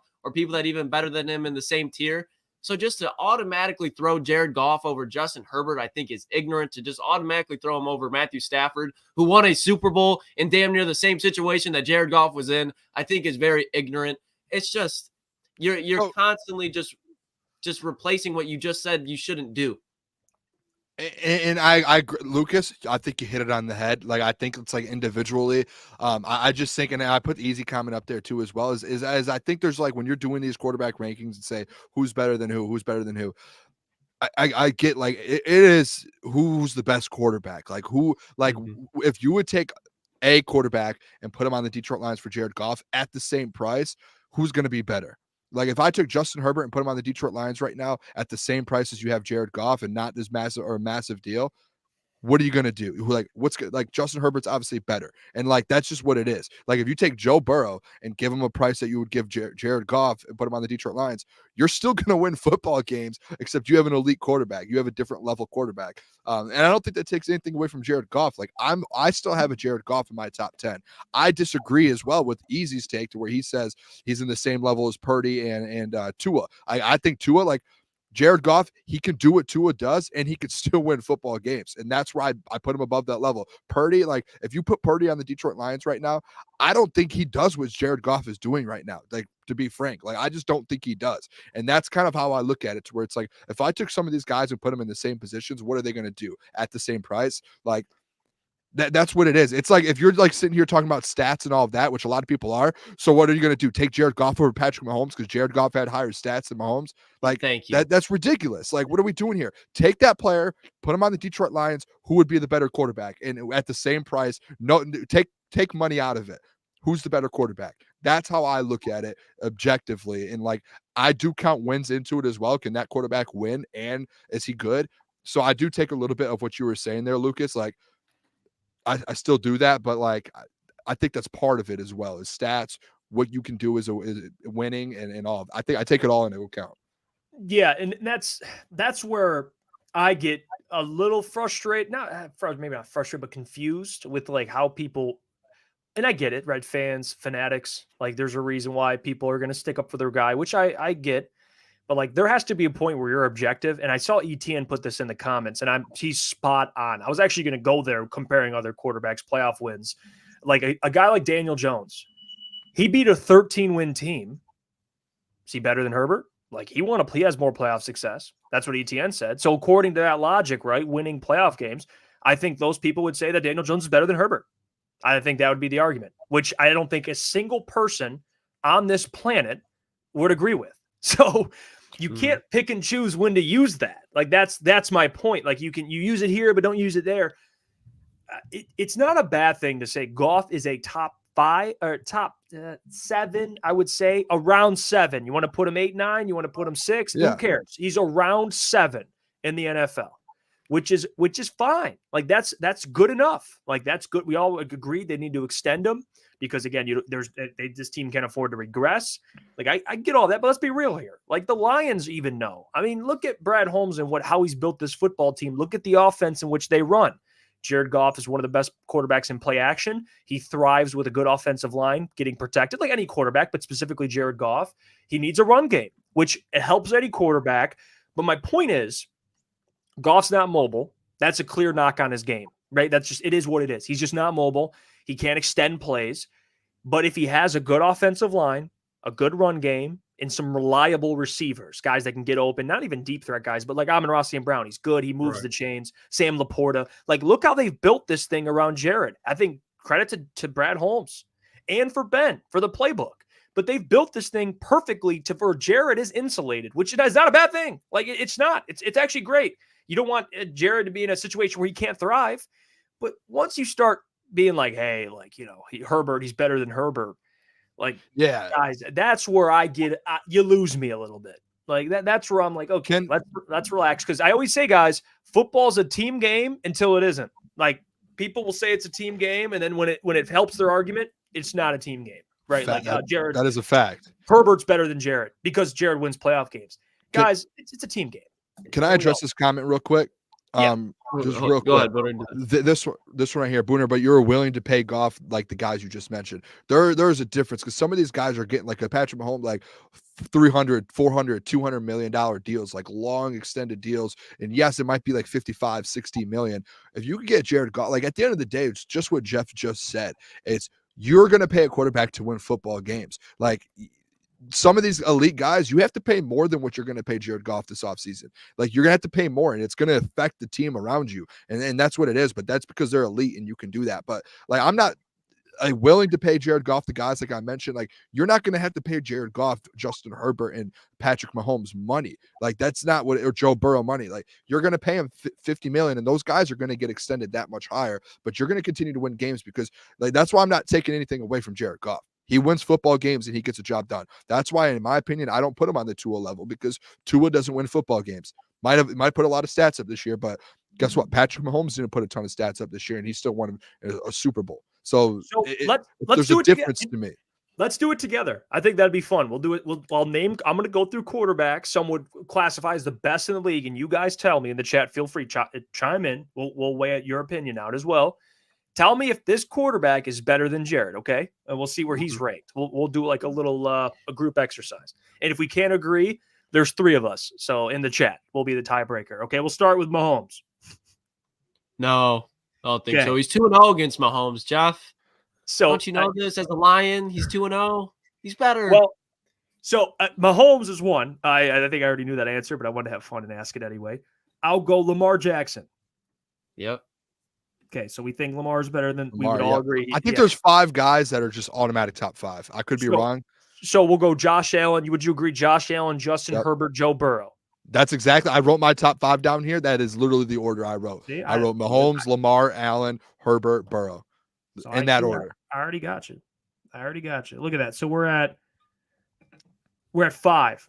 So we have Mahomes, Lamar, Josh Allen, Herbert, Burrow, no order. Just naming quarterbacks. We'll do the order another day, but that's 5. I'll throw in there CJ Stroud. Perfect one. CJ Stroud, which that one I think you based on what you've seen, like I would take CJ, but like if you want to say like, oh, he has 1 year, like I don't know how you want to rank that. Stop. But, I'm not saying you, but if you're I would agree. I think I would take CJ Stroud. He's a stud. So that would say 6. Mm-hmm. So we can go Trevor Lawrence, which right now I would rather have Goff. Yeah, I'll put him lower on the list. And I love Trevor, but based on what we've seen, you can't say Trevor. I mean, if you want to take him over potential, I'm not talking about drafting. I'm talking about right now. Yeah. Right now, like I think Goff has that nod to me. He wasn't great this year. Like I think it's very fair to say that. Yeah, you can't. And I see people kind of a little frustrated about Lamar, but Lamar, I mean, guys, again, like I get the playoff. I get that, but 2-time MVP. He was 1 vote away from being a 2-time unanimous MVP. Like, yeah, I mean, unanimous. Everybody voting for him. I think 2 to 5, you can just mix those guys around. Like I just don't think it's Lamar is number 2. Like I think it's an opinion. I wouldn't. Like I think Mahomes is 1, and then 2 to 5. I think it's like whatever your preference is. Who would you rather want? Where do you like winning? Like mix that 2 to 5 around, in my opinion. So we have 6 right now. We would definitively say is better. You can even throw up there a Jalen Hurts. Where are you guys at with Jalen Hurts? This is where it's like the line where it's like tough one, dude. If we're gonna go based off what we talked about, if you were to put both of these guys in Detroit, I think Jalen Hurts would take this offense a little bit higher as far as the ceiling. I'm going to say Jalen Hurts, but I'm not going to be mad if I get flamed for it. I'm not going to be mad, but I'm going to take Jalen Hurts. What about you, Boone? I'm stuck. I don't know. The last year, like that last stretch of football, Jalen Hurts almost won an MVP last year if he didn't get hurt. But that last stretch of football right there kind of made me a little bit like, is he really like is he there yet? Oh my gosh, I don't know. I don't know with Hurts. I think he's at like 9 and 10 to me. Like if I had to put him, I would go like bottom 10. Like I'm sitting there a Hurts with Trevor Lawrence right now, like a Jordan Love, a Matthew Stafford. Well, like that's the two I was going to get category. to. I was going to get to those two. I honestly, for Hurts guys, like that one's tough for me because mobility, yeah, it's attractive. But I think I would go with Goff at this point, like right now. But at the same time, man, like It's a different game, which to me, yeah, it's different. Preference. I'm going to go with Goff. But that could always change with how Hurts develops. Yeah. But I'm going to go with Goff at this point. If we're talking about like, hey, going into this year, Booner, would you rather have Jared Goff or Jalen Hurts going into the season? I think after what I just saw from both of them, then the second half of the year, I would say, hey, let me get Jared Goff going into this season. Jared Goff did just lead the team to the NFC Championship game. Might be recency bias because if you asked me 12 months ago, I probably for sure everyone's going Jalen Hurts. But like it's a recency bias type of deal. But I think Jared Goff, just based on what he did this season compared to Jalen Hurts, based off this last season and going into this year. I'm with you, Boone. If like I see some people tough choice, dude. Yeah, it is. If you want to say Hurts right now, I don't even hate it. Like I'm not going to sit here and be like, well, like it's the mobility that changes it a lot. Yeah, it does. Mobility and Hurts undoubtedly has a better deep ball than him. I just think if you give if you give Jared Goff Brian Johnson instead of Ben Johnson, things could unravel very quickly. Not just for Jared Goff, but for that whole offense, just like it did in Philly, especially with Jalen Hurts dealing with the knee injury. I don't know. I feel like Jalen Hurts is getting he's getting slander as he should a little bit. Like you got to hold that guy accountable, especially after almost winning the MVP. But people are now just selling their Jalen Hurts stock like crazy. Yeah, if I'm the stock market, I'm purchasing Jalen Hurts stock right now. Especially with the coordinators they just hired. I think the Eagles, I think they're going to go and win the NFC East. Well, I think Jalen Hurts bounces back. If we're talking about this last year, though, and we're talking about like right now, like this last year, I'm taking Jalen Hurts out of my top 10. He wasn't a top 10 quarterback this year. So real quick, I want to give the update last year. He was that guy up north says, Jeff, where are we at? How many ahead of Goff? We have 6. We have Mahomes, Lamar Jackson, Josh Allen, Justin Herbert, Joe Burrow, and CJ Stroud. That's 6. And we agreed that Goff right now at this point. Things could change, but right now, Goff is better than he's better than Lawrence. He's playing better, and he's the Hurts. It's Lawrence and Hurts. It's like a pick 'em if you want to go with. But I think I would lean Goff at this point. I'll go 2 more, and this will kind of settle where we are at. I'll go 3 more to be honest. Stafford. I'm taking Stafford. I would agree. If we're just talking because obviously Stafford has age, but just even at raw talent, how old Stafford is, he's still better than Jared Goff. I've had this conversation with a couple people outside of the show, and everyone I've spoken with said Stafford as well. Like if we're talking this year, like if we're talking longevity, and then like if you're signing a contract 2 or 3 year, like obviously you're going to go Goff. But if we're talking about like right now, like today, you had to put him on that team. You have to go Stafford. It was shown in the playoff. What about Jordan Love? That's a tough one. Because he balled out. He out. That game that we saw him play versus Dallas was just like everything he threw was just like it was beautiful. Like he played such a good game. Lucas, I'll let you hit this one first, brother. Pause. I'm gonna lean Jared just because Jordan Love. The first stretch, it's so tough, man. Right when I want to say the first stretch of the season, Jordan Love looked shaky.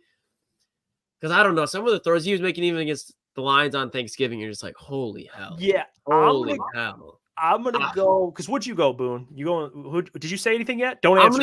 I'm gonna go Goff. I'm gonna go Goff, and I'll be if I'm proven wrong, I'm not even gonna be mad. Before I'm gonna go Goff right now. Boone, did you answer yet? Yes or no? Don't say. I will not answer. I'll wait. No, I'll wait. Okay, so I'm gonna go Love. I'm going to go Love. I'm the tiebreaker. I see what you did to me there. Yes. I don't like this. I'm going to start looking at the chat, see what people want. I'm going to go Love. I'll be mad at people on this one. And the reason why I'm going to go Love is because, again, you got to look at situation. Like he started in the youngest offense in the entire NFL. Youngest players like Matt LaFleur, whether you like him or love him, like a tough situation. And he didn't have Aaron Jones for a lot. He was injured for a lot of the season. You saw his impact when he was back for the playoff game. And just seeing, he had a similar stats than Goff in his first season starting. Like, and he with a young offense, like young receivers. So I like Love a lot. There's more to work on with Love, but I think if we're just talking right now, I would take Love. But it's not like a mile margin. It's just just preference, and I'm going to go with Love. So what about you? Pen is down. I wrote it down while you were talking. I didn't look at the chat. I pulled up ESPN. I looked at a couple stats real quick.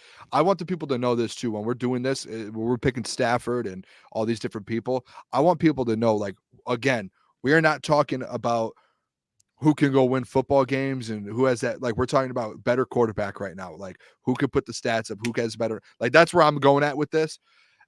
And when I turn it, let's just put on ESPN there, and I looked at it. Jordan Love had more touchdown passes than Jared Goff. He had less interceptions than Jared Goff, and he threw around the same numbers. And to your point, Jeff, Jordan Love he had way less to work with. And he was on a team that was just kind of fighting all year long. They were underdogs. And Jordan Love, he was like the consistent, like, hey, when times came, like he stepped up.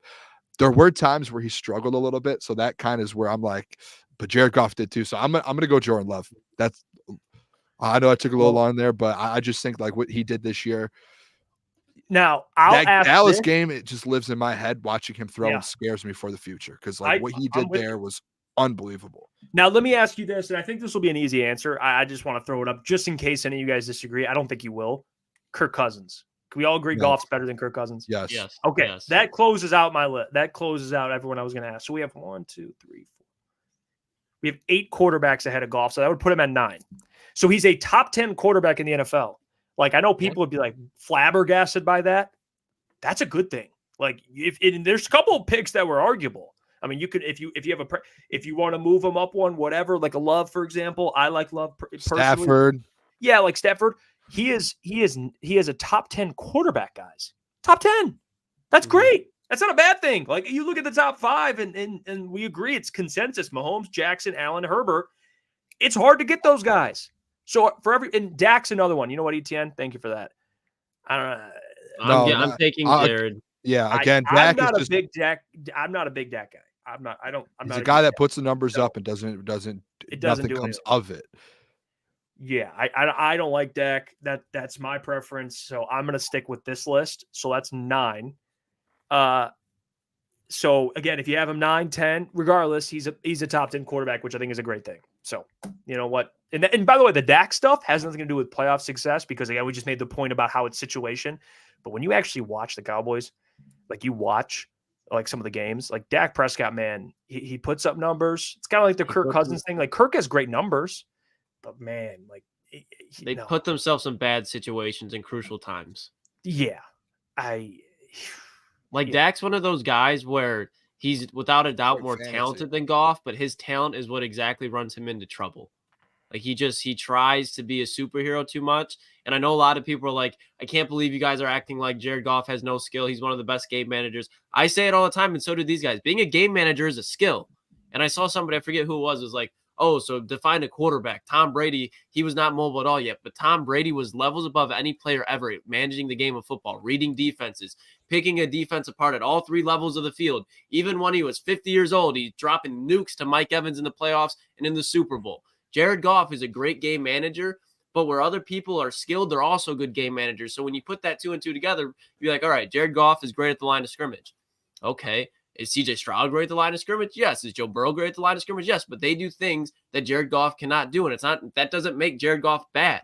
It's just there's some limitation to some players, and some players have higher ceilings. And especially when you look around the NFL, those are the best quarterbacks in the world. Jared Goff is a top 10 quarterback in the world. That's not disrespectful to say. That's a great thing. I mean, there's 30 or 20-ish other teams that don't have that. Like what people don't realize too is like you're getting a top 10 quarterback and you're not going to have to pay him top 5 money. Like there's these elite guys, and it's like you're going to get a quarterback that's going to win you a lot of football games. He's top 10 in the NFL. Top 10 in the NFL again, fellas. Yeah. Like a lot of he's one of the best in the NFL what he does, and you're probably only have to pay him $50 million a year while the contracts keep going up and up. And I know there's people arguing in here about, oh well, someone was saying, oh well, Mahomes contract is this and that. Like these contracts are going to start moving up. They're going to find a way. Like, yeah, Jared Goff might get paid $50 a year, but guess what? His cap hit might end up being $40 a year. Like there's going to be ways around all of this, and you're going to have a top 10 quarterback at a decent price. And then I think that like what Lucas just said, like Everything's spot on. I think everything's spot on. I think it's just like an argument that a lot of people want to have, especially when it comes to Jared Goff, because there's so many there's just two extreme sides of it to where it's like, hey, let's just sit in the middle.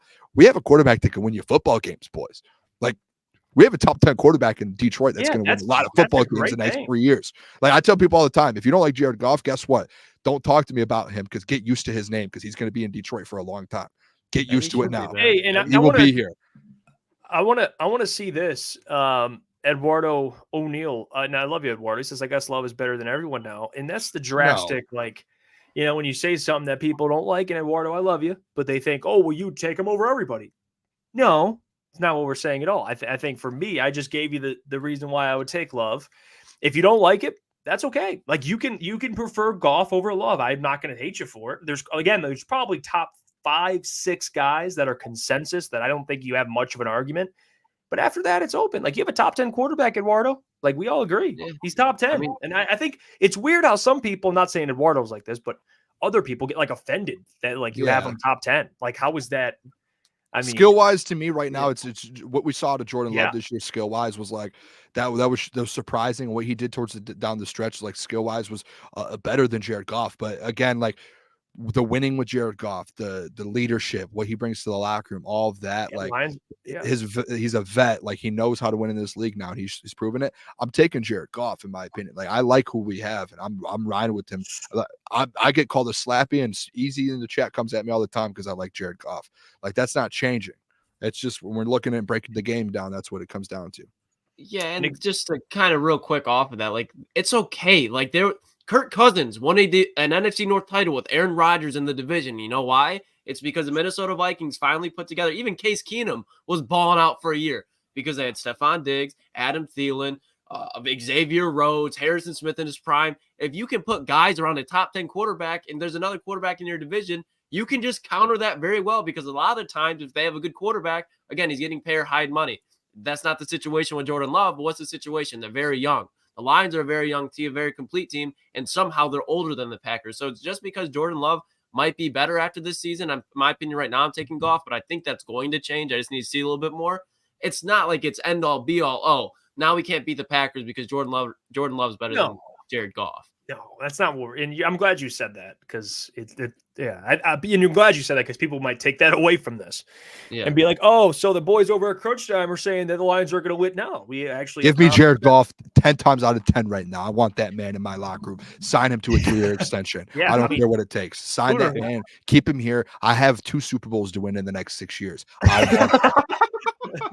And if you guys want, they're the Booner Path emojis. They're in there now. You could drop those. Drop the that's the good thing about these. Yes, now we have them. Drop the Booner Path. We have a path to maintain here. So I want to transition to this.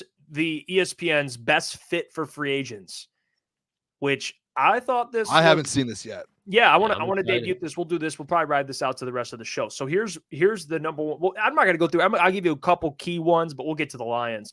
Okay. They think Kansas City is the best fit for Christian. Yeah, I think we all would say so. Josh Allen, best fit returning to Jacksonville. They say Kirk Cousins, best fit Atlanta Falcons, which we all agree there. I think they need a quarterback. Oh, what's up? What's up? I don't mean to cut you off, boys. Yeah. I just saw in the chat we've got a legend in here. Big John, number 77. Crazy, Boone. I don't know. I saw him. I saw his name. All right. Hey, there Big it is. John. There it is. Hey, rest of the door. Love when Big John's in the chat. Yeah, I love I had to do it. Hey, shout out to Big John. I haven't seen him in a couple of days, so where's Big John at? There's Big John. He said, "Let's ride, boys." Yeah. All right, let's get to some of these. So we have Kirk Cousins, Atlanta Falcons. Okay, Justin Matabuke, they have the best fit as the Cincinnati Bengals, which I think is kind of an intriguing one. Christian Wilkins, New England Patriots. I will get through. Wait, Brian Burns, real quick. Where'd Brian Burns go? Carolina? Okay. Brian Burns' best fit would be Carolina. T. Higgins, Cincinnati Bengals. Daniil Hunter is actually with the Rams. LA. That would be my gosh. They'll kill us, man. Please don't let that happen. Yeah, and a lot of these are kind of with their former. I mean, L'Jarius, obviously the Eagles. A lot of these guys, too, are going to get franchise tagged, just so you guys know. Like, I was looking at that today. Yeah. Brian, like, there's multiple guys who will be franchise tagged. Antoine Winfield. I don't know. I think they already tagged Antoine, but I don't know if he could. I think he. No, I saw a list today. I'm wrong. The 33rd team put out a list of guys who probably will get tagged, and there was like almost all of these guys out that you're seeing going to the same team, most likely getting tagged. I mean, I like the Chase Young to Baltimore. That's a crazy one. Yeah, like I like to add Mike Evans to Carolina. I think that's a great because again they hired their OC, and he's now with Carolina, so you get Mike Evans, they could pay him. But I want to go down. Adam Thielen, baby. Yeah, Leonard Williams, they have him with the Seahawks. A lot of these, like I don't want to break down everything. Bryce Huff with the Giants, Kendall Fuller though with the Detroit Lions. Come on, like that come one. on. Lucas Lions. This is what you give us. They think former Commanders corner Kendall Fuller is the best fit as a free agent with the Lions, and they write. I'll read the description. I'm gonna let Lucas and Boone here cook. So they wrote. The Lions allowed 247.4 passing yards per game last season, sixth most in the league, but bringing in a perimeter corner like Fuller could boost the whole profile of the Lions secondary with 16 career interceptions, 10 in his past 4 years. With Washington and the savvy technique to play both man and zone, Fuller is a good fit for Aaron Glenn's system.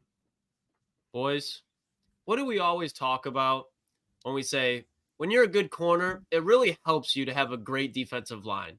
Chase Young, Montez Sweat, Jared Allen, you could just go down the list of first-round picks that were sitting on the Washington Commanders' front seven.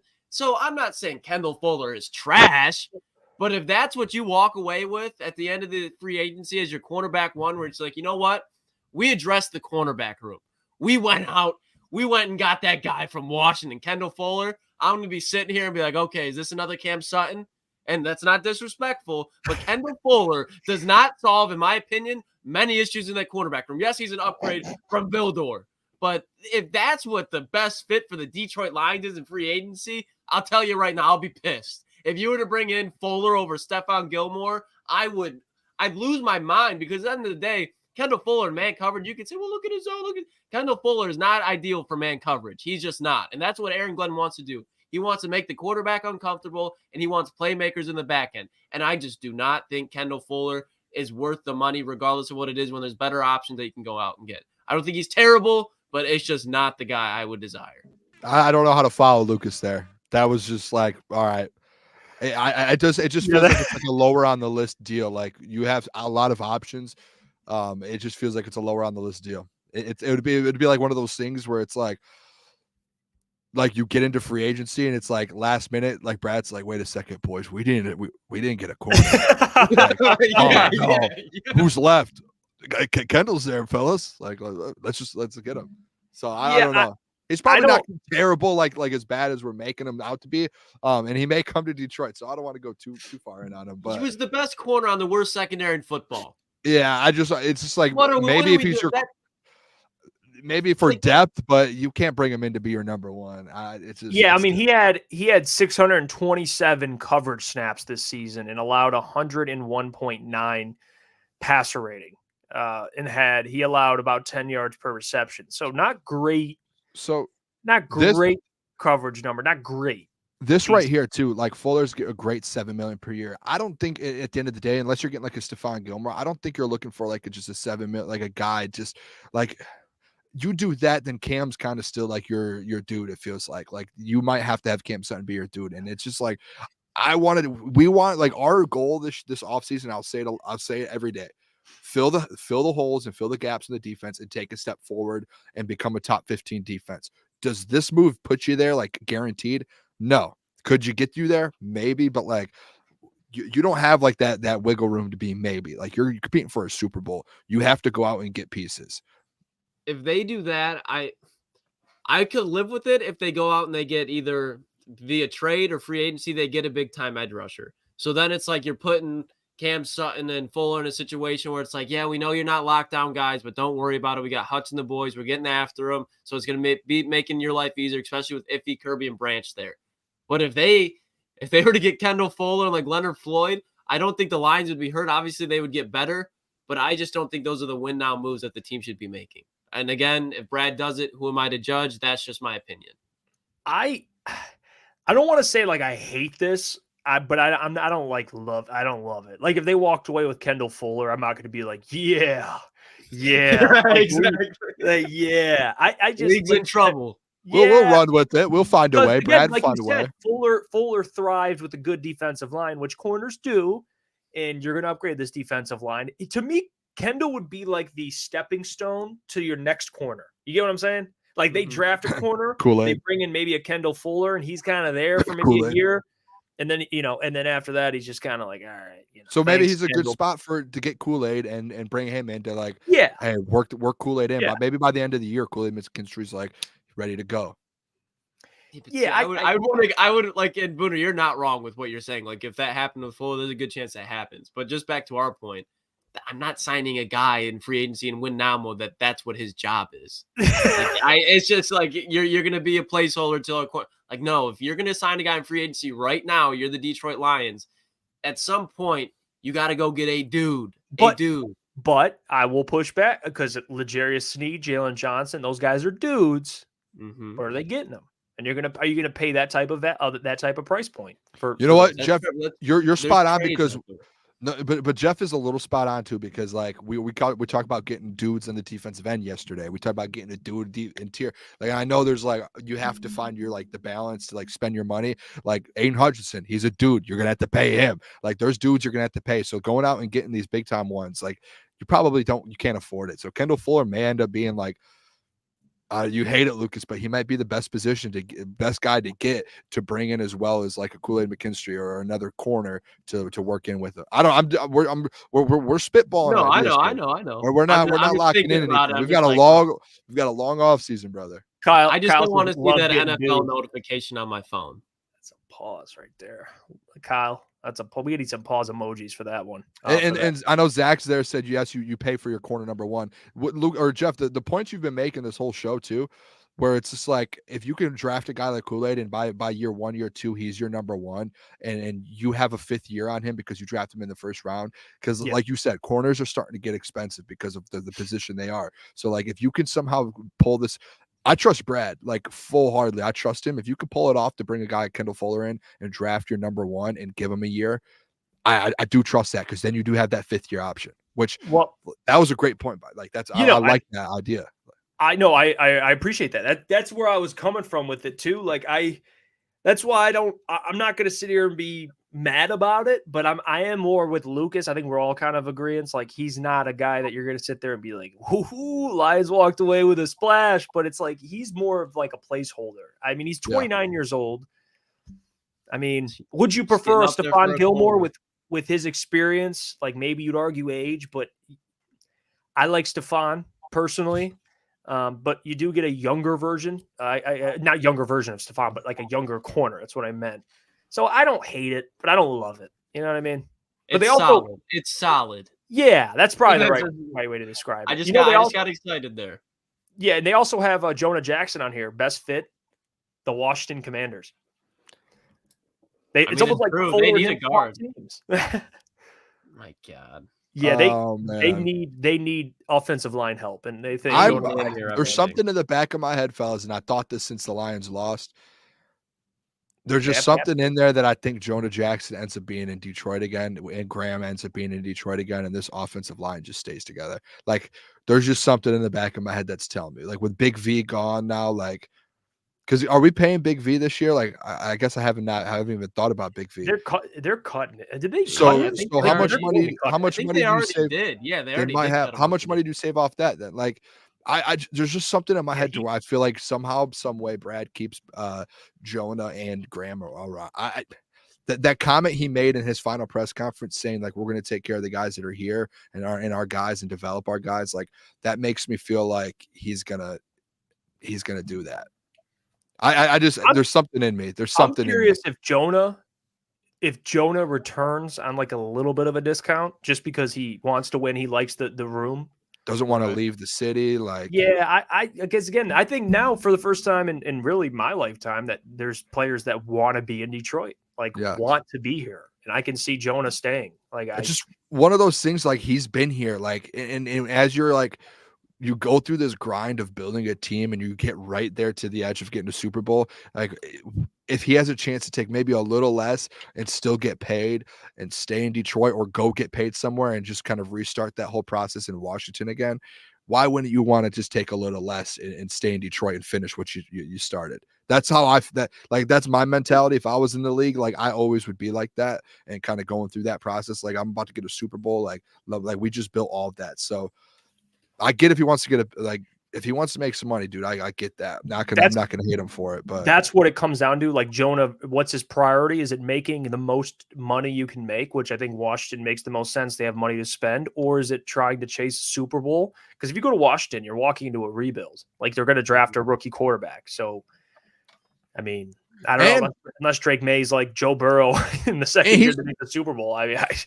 But he's been an injury guy too. So like, why would there's going to be teams that look at that and say, hey, you have gotten injured quite a bit. Like that's not let's not overlook that. So that's also a way where you can get them kind of cheap. So it's time for Mailbag. It's 9:50. We'll get to some questions we close out the show. Yeah, time. What a show, boys. That was fun. I thought it was 9:30. Yeah, no, it flew by. We had some great we missed like 3 segments because we just been going. Yeah. Eduardo O'Neill asked Mailbag, we just need to model the 2014 stud D-line average corners. What are we missing to get there? I mean, they had Ndamukong Suh. On the outside, they had Ziggy Ansah. In the back end, I mean, they didn't have anything locked down by the corner, but they had DeAndre Levy. So, I mean, Stephen Tulloch. There's just a couple pieces, though. There's obvious glaring needs and experience, too. Like that defense at that point in 2014, it wasn't like they had a lot of young players. They had a lot of veteran players that were contributing for them with a mix of some young players. Four guys, right, fellas? Aiden Hutchinson, Mac, Ali McNeil, Devondre Sweat, and Danielle Hunter. Roll them out week 1. Now we're talking, Boone. Now roll them out week 1. That's a hell of a D-line. Draft Devondre Sweat and go pay for Danielle Hunter. And you have Aiden Hutchinson and Ali McNeil. Now who has the best defensive line in the NFC? That's a crazy. I'm talking. Hey, I'm listening. Talk to me. I'm listening, Boone. That's nasty. Where's Brad at? Brad's watched my videos. Give me a call, Brad. Come on.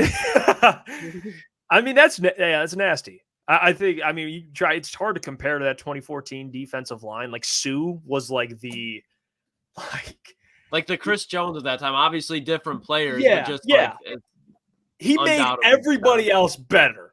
And it's not like Aiden, even though Aiden's like that, he's super talented. Like Sue was like, yeah. The guy. He didn't even, Like around the NFL, the nose tackle, the tackle was Ndamukong Suh.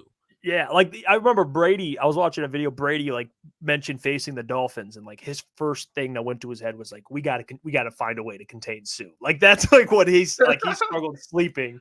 Like he's a different cat. But yeah, I said Brady. I didn't even think Tom Brady. I was thinking Brady, our guy Brady, man. Shout out Brady. Shout out. Yeah, Brady. That's what I thought. I was like, "What are you talking about him to Ndamukong Suh, man?" But to your point, Boone, like give me that defensive line, Boone. Would love that. Yep. I'm there. Going into week 1 with that line, I would. Oh my gosh! All right, let's get the next question here. A lot of comments kind of flew by. I might miss the comment. I'm gonna try and get to it. All right, here, Cody Engel. Would you guys reach out to Nick Folk for the kicker position? I think he's a free agent. Don't hate it. Yeah, I'd reach out to Nick Folk. Better than Money Bachelor. Yeah, I mean, I'd reach out to that has to be addressed this offseason. That's another. I keep fill the holes. Kicker is a hole. Fill it. Patty Grimes, Mailbag, Jeff, what would be your 40 time being chased by a bee? Honestly, I think I could rival John Ross. I think being chased by a bee, like I mean, hey. I hate bees, dude. That's like I'm the adrenaline run where you're running for your life. Yeah, like I'm white, but when a bee's after me, like I'm different. Like have you guys ever had like a big bee? You get the Cooper DeJean coming out of you. Have you guys ever had like a crazy one, like a nest or something? I was mowing the lawn one time and there's like hornets underground and I had the push mower and mowed like an underground hornet's nest and just do. And then I got stung and I held my hand like this and there was like 4 hornets in my hand and they like boom in the back. Like it was just like all around. Like I'm like running inside. Like this is bad, boys. The one I got like 100 bites and stings. Oh, that'd be terrible. Yeah, dude. One time, me and my buddies, we're up on the railroad tracks, and obviously not allowed to be by the railroad tracks. And the railroad track police like 3 of the trucks like just went in on like just all of them just pulled up on us, and there's these woods and there's this trail behind the woods. So we just ran because we didn't want to deal with it. And we're like running and they're chasing us. And I'm like running and there's a turn and there's like this overhanging limb. And I'm like, oh, that's a wasp nest. Like I got to duck down under that. My friend didn't see it. Head right into the wasp nest, bro. And it just blew up. And they all just started chasing. I got stung like 5 or 6 times in my ass, 2 or 3 times in my calf. Like I got lit the worst, up. dude. Those caught, though. You ain't catching me. You ain't catching me. That's Zach crazy. Said there's no railroad track police. I've never heard of that. I'm telling you. And it's like you're just talking about normal police? No, they like it's CSX. Man, this man really grew up they have like the yellow and orange lights, and they have like a loudspeaker, and then they're like calling out. They have the lights on and everything, but then they end up calling the police. But it's like their security because people train hop and shit. Yeah. And there's a problem too, like, and it's messed up, but people like commit suicide on train tracks too. Like, that's a real thing, man. It does. Yeah. I literally, one of my houses growing up, like in our backyard, it was a railroad track, like 20 yards. So like sleeping in the middle of the night, train would go by. Did you like that or not? I feel like that was well, first couple of years, you're like, this sucks. But like, I mean, I was there for like 10, 12 years. Like you get used to it. I bet. You just get used to it. But like it was just like the first couple months, it was like, dude, like there's like from me to that wall away, there's a railroad track in our backyard. It was like Harry Potter. I don't know if Harry Potter had that, but it's like a movie. It was like a movie, dude. Like the house was shaking a little bit. I get where you were going with that. House is shaking. You're just like, oh my gosh. ETM asked, what was your favorite UFC fight of all time? I can't name one. Can we do boxing for this? Yeah, any fight. I mean, if you don't watch the do any fight. Fury and Wilder fights to me were, especially the second one, man. I think that was the best. Like, I know it's not UFC, but those are some of the best fights I've ever seen in my life. The one where he started singing the American Pie song after, and it just like just grabbed the mic and started. I was in college at the time. We had a party. We were like charging people coming in, and that was just unbelievable. Those fights were so. I think my favorite UFC fight, man. There's a lot. I have a lot of like ones that I remember. I think there's a lot of ones recently. Like even I think my favorite one, I was in Florida on vacation and I watched it was Dustin Poirier, which I'm a huge Dustin Poirier fan. I watched the Dustin Poirier versus McGregor, the third fight. And was it the third? Yeah, I think it was where he got knocked out. No. That's when McGregor broke his leg. I'm talking about the one before that where he actually knocked out McGregor. I watched that one. And that one, especially for UFC fans, watching McGregor get knocked out, it was, for me, it's so satisfying. I hate McGregor. You didn't like Conor? I'm not going to lie. I'm opposite of you. I love Conor. Yeah. In college, anytime McGregor fought in college, like all of my roommates and stuff, I've told you, like from Australia, and they were just all Conor dudes. Like they had like Conor shirts and stuff. Like they were showing up. And I was like, every time Conor fought in college, I'm in, boys. Let's go. In. Yeah, I we don't know. Would get his whiskey and we would go drink and we would have a night. It's like Dustin was going to beat up the bully. You know what I mean? That's how I looked at it. Like I was rooting for him. But now Conor's coming back when he feels like it. I guess we'll never know. All right, we got time for a couple more questions here. Let's see. All right, next up. Punch God one on the screen right now. Did we already? Oh, sorry. That one. Yeah. You know what? I know I went back to go actually find that one to talk about that as well. Yeah, you know what? That comment, and I forgot the name. That's my bad. That's my bad. God. They asked if we're going to talk more than Lions. Yes, we will. Right now, it's heavy Lions because, of course, the off season, and that's what. Listen, what the people are demanding, we give. They're demanding Lions off season content, draft content. We give. Now, Red Wings stuff. Red Wings, Tigers, Pistons, that stuff will be sprinkled along the way.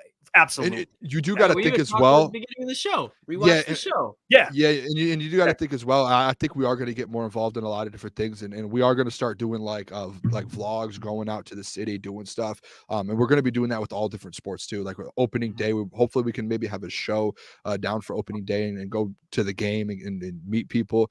But like, as the Tigers get into season and they're supposed to be better this year, like we're going to talk about that. The Red Wings are about to make a playoff push. We've got Gentry. So like, we're going to talk about that. Like the Lions obviously are the number one thing right now. Like football is always kind of king, but at the same time, like the Detroit Lions, like we showed it earlier in the show, they're a top 4 team in the NFL right now. Like it's just the topic, the main conversation right now. And I mean, like a couple years ago, if we did the show, it probably would be like, I don't know, like back in the day, it would be like Pistons because they were elite at the time, or the Wings. So we're going to do a lot of things. Vincent we'll talk says, darts. Talk darts. That's a good one. Talk sumo. And shout out to Fish, by the way. Shout out Fish. AFL, all that. The only thing I'm really excited about is like doing all these different games and like videos and stuff for the people. I cannot wait to start. That is one thing for people that are still here. I'm glad you brought that up. That we've never done that in the past. That we're gonna do is real life content, like not real life, because this is real life, but outside of sports content. We're gonna do actual, kind of vlogs in a way, but I hate using that. I just hate that word. Like little mini docs. We'll call that it is what it is. Yeah, like it's not. We're like, gonna do what we'll do. What we'll do is we'll find a name, like a series name for them, so we don't have to call them vlogs. Like we could do like Crunch on the Street or Crunch Time on the Street or something. I don't know. We'll figure something out. But that's definitely in the plans. Vincent says Mailbag Malik Washington is a later round pick to learn Reynolds and be that guy for the future. You like Malik Washington? Malik Washington was outside of Marvin Harrison, Malik Neighbors, all the top guys. First of all, you could just look at the production. He had over 100 receptions, 1,000 yards, 10 touchdowns, and then in college football season, 12 games? So you factor that in, and not to mention he's at Virginia playing in the ACC, a lower tier school at that. He is a monster. I know I brought up Malachi Corley the other day, but if they were to take Malik Washington, the Lions in the 4th, 5th, even the 3rd round, all smiles. I said it once, I'll say it twice. I think he's the Tank Dell, Zay Flowers of this draft. I think him and Corley kind of go hand in hand with that. Malik Washington's going to be a dog in the NFL. He's just one of those guys that's quick, and he just can get open regardless.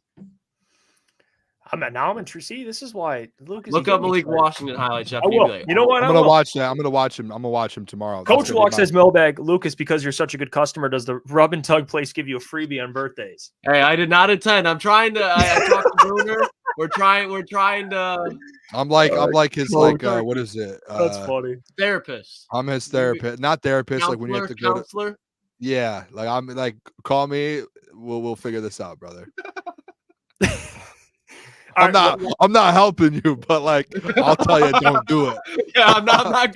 We're not gonna figure it out like that. I'm just gonna tell you, don't do it. Like before we go, we'll end it with Big John's question. Thank you everyone who asked questions. We try to get as many as we can before the show ends. Ask it again tomorrow. We'll get to it. Mailbag, Big John, where does up north start for y'all? In favorite place? I'll let you guys go first because I think I already know. Are we saying like location? Like, yeah, I guess on like the mitten, like where, like what city in Michigan are you like that's up north? Because it's different for a lot of people. A lot of people in Detroit might think like where I live is up north. Like, yeah, I think up north is like, I mean, when I've been to, like, I'll take trips to Mackinac, Traverse City. That to me is up north. Okay. Like that's how I look at up north. I didn't know there was like another way to look at up north. Like, well, I mean, there's people like you got to think like people like down in lower Michigan. They probably look like where I live. You guys know where I live. They probably look at that. Like my dad who lives down like the downriver area, they'll be like, hey, we're going camping up north, and then I'll be like, where are you camping? And they're like 20 minutes from where I live up here, and I'm like, what? Like, yeah, I'm like, I must live up north. Yeah. So like, Mr. Detroit City kind of. I mean, jeez. And hey. I lived in Saginaw for 6 years, so like that's not up north, but there's a lot of people who think like Saginaw, Midland, and Bay City is up north. Like, I think up north is like up, like Mackinac, Traverse City, like those. I don't even know where you guys are talking about. I've heard of Big them. John, we got to take Lucas up like up north. Like, have you never been to Mackinac or anything? You never been to Mackinac? I don't know. The grandpa to say that who I'm not really close with used to just be absolutely loaded, and he had a mansion up there, and I was like 5, and I remember going up there once. Mackinac is beautiful. I go there once a year. Great spot in Traverse City. We'll go this summer. I've got a spot we can go. We got a bot in the chat. DraftKings. How do you sponsor us, DraftKings? Before you get your damn ass. Yeah, if that's a real DraftKings, email us. Hit us up on Twitter. Yeah, I'm gonna put that man. Booner doesn't lose. I'm putting that man in a timeout. Well, no, he might be real. Are you sure it's not really DraftKings? No, it's not. It's a fake account. All right, we'll get out of here. Appreciate you guys. That was a fun show, man. Sports book. Shout out. I love you guys. I love the chat. Love the guys. I mean, everyone who supported us, men and women. Don't forget, man, if you're not subscribed, subscribe. It helps us. If you are, then we appreciate you. Even for members, of course, we thank you, and there's plenty of emojis to use. But even if you're not a member, we just love that you're here. That's all that matters. Just your presence matters. Hit the like button as well. Yes, hit the like button. Screw you guys. I'm going home. One more thing too, as well. When the stream does end, it helps the algorithm push it out. If you guys just go leave a comment in the actual video, just go leave a comment, anything about the show, what you guys like. If you hate Booner, just go do like anything, dude. Just go. Or just put like "Happy Birthday, Lucas," because it's the Happy man's birthday, birthday. Lucas. In the actual appreciate comment, all you not guys in in this. the chat for the birthday wishes. Appreciate that, Jeff Booner. 21. guys. You do something for me. Doing this stuff with me. It's a good birthday. I had a good birthday, and this was my favorite part of it. So thankful for you boys. And Love you, bro. 22, take over the Hemi Butler year. The Hemi Butler year. Yep. Do I need to go get my Hemi Butler videos and start sending them to you? You can, Booner. I was with you when you made them, but it's just I just need authentic Booner every day when the year of my 22. That's all I need. Yeah, Hemi Butler. Hit me. All right. We'll catch you guys love you later. guys. Go Plus night. We'll be Peace. back tomorrow. Of course, content posted all throughout the day for those who are interested. And I want to make sure I didn't miss anybody that became a member. Nope, I did not. All right. Making sure. All right. Later, guys.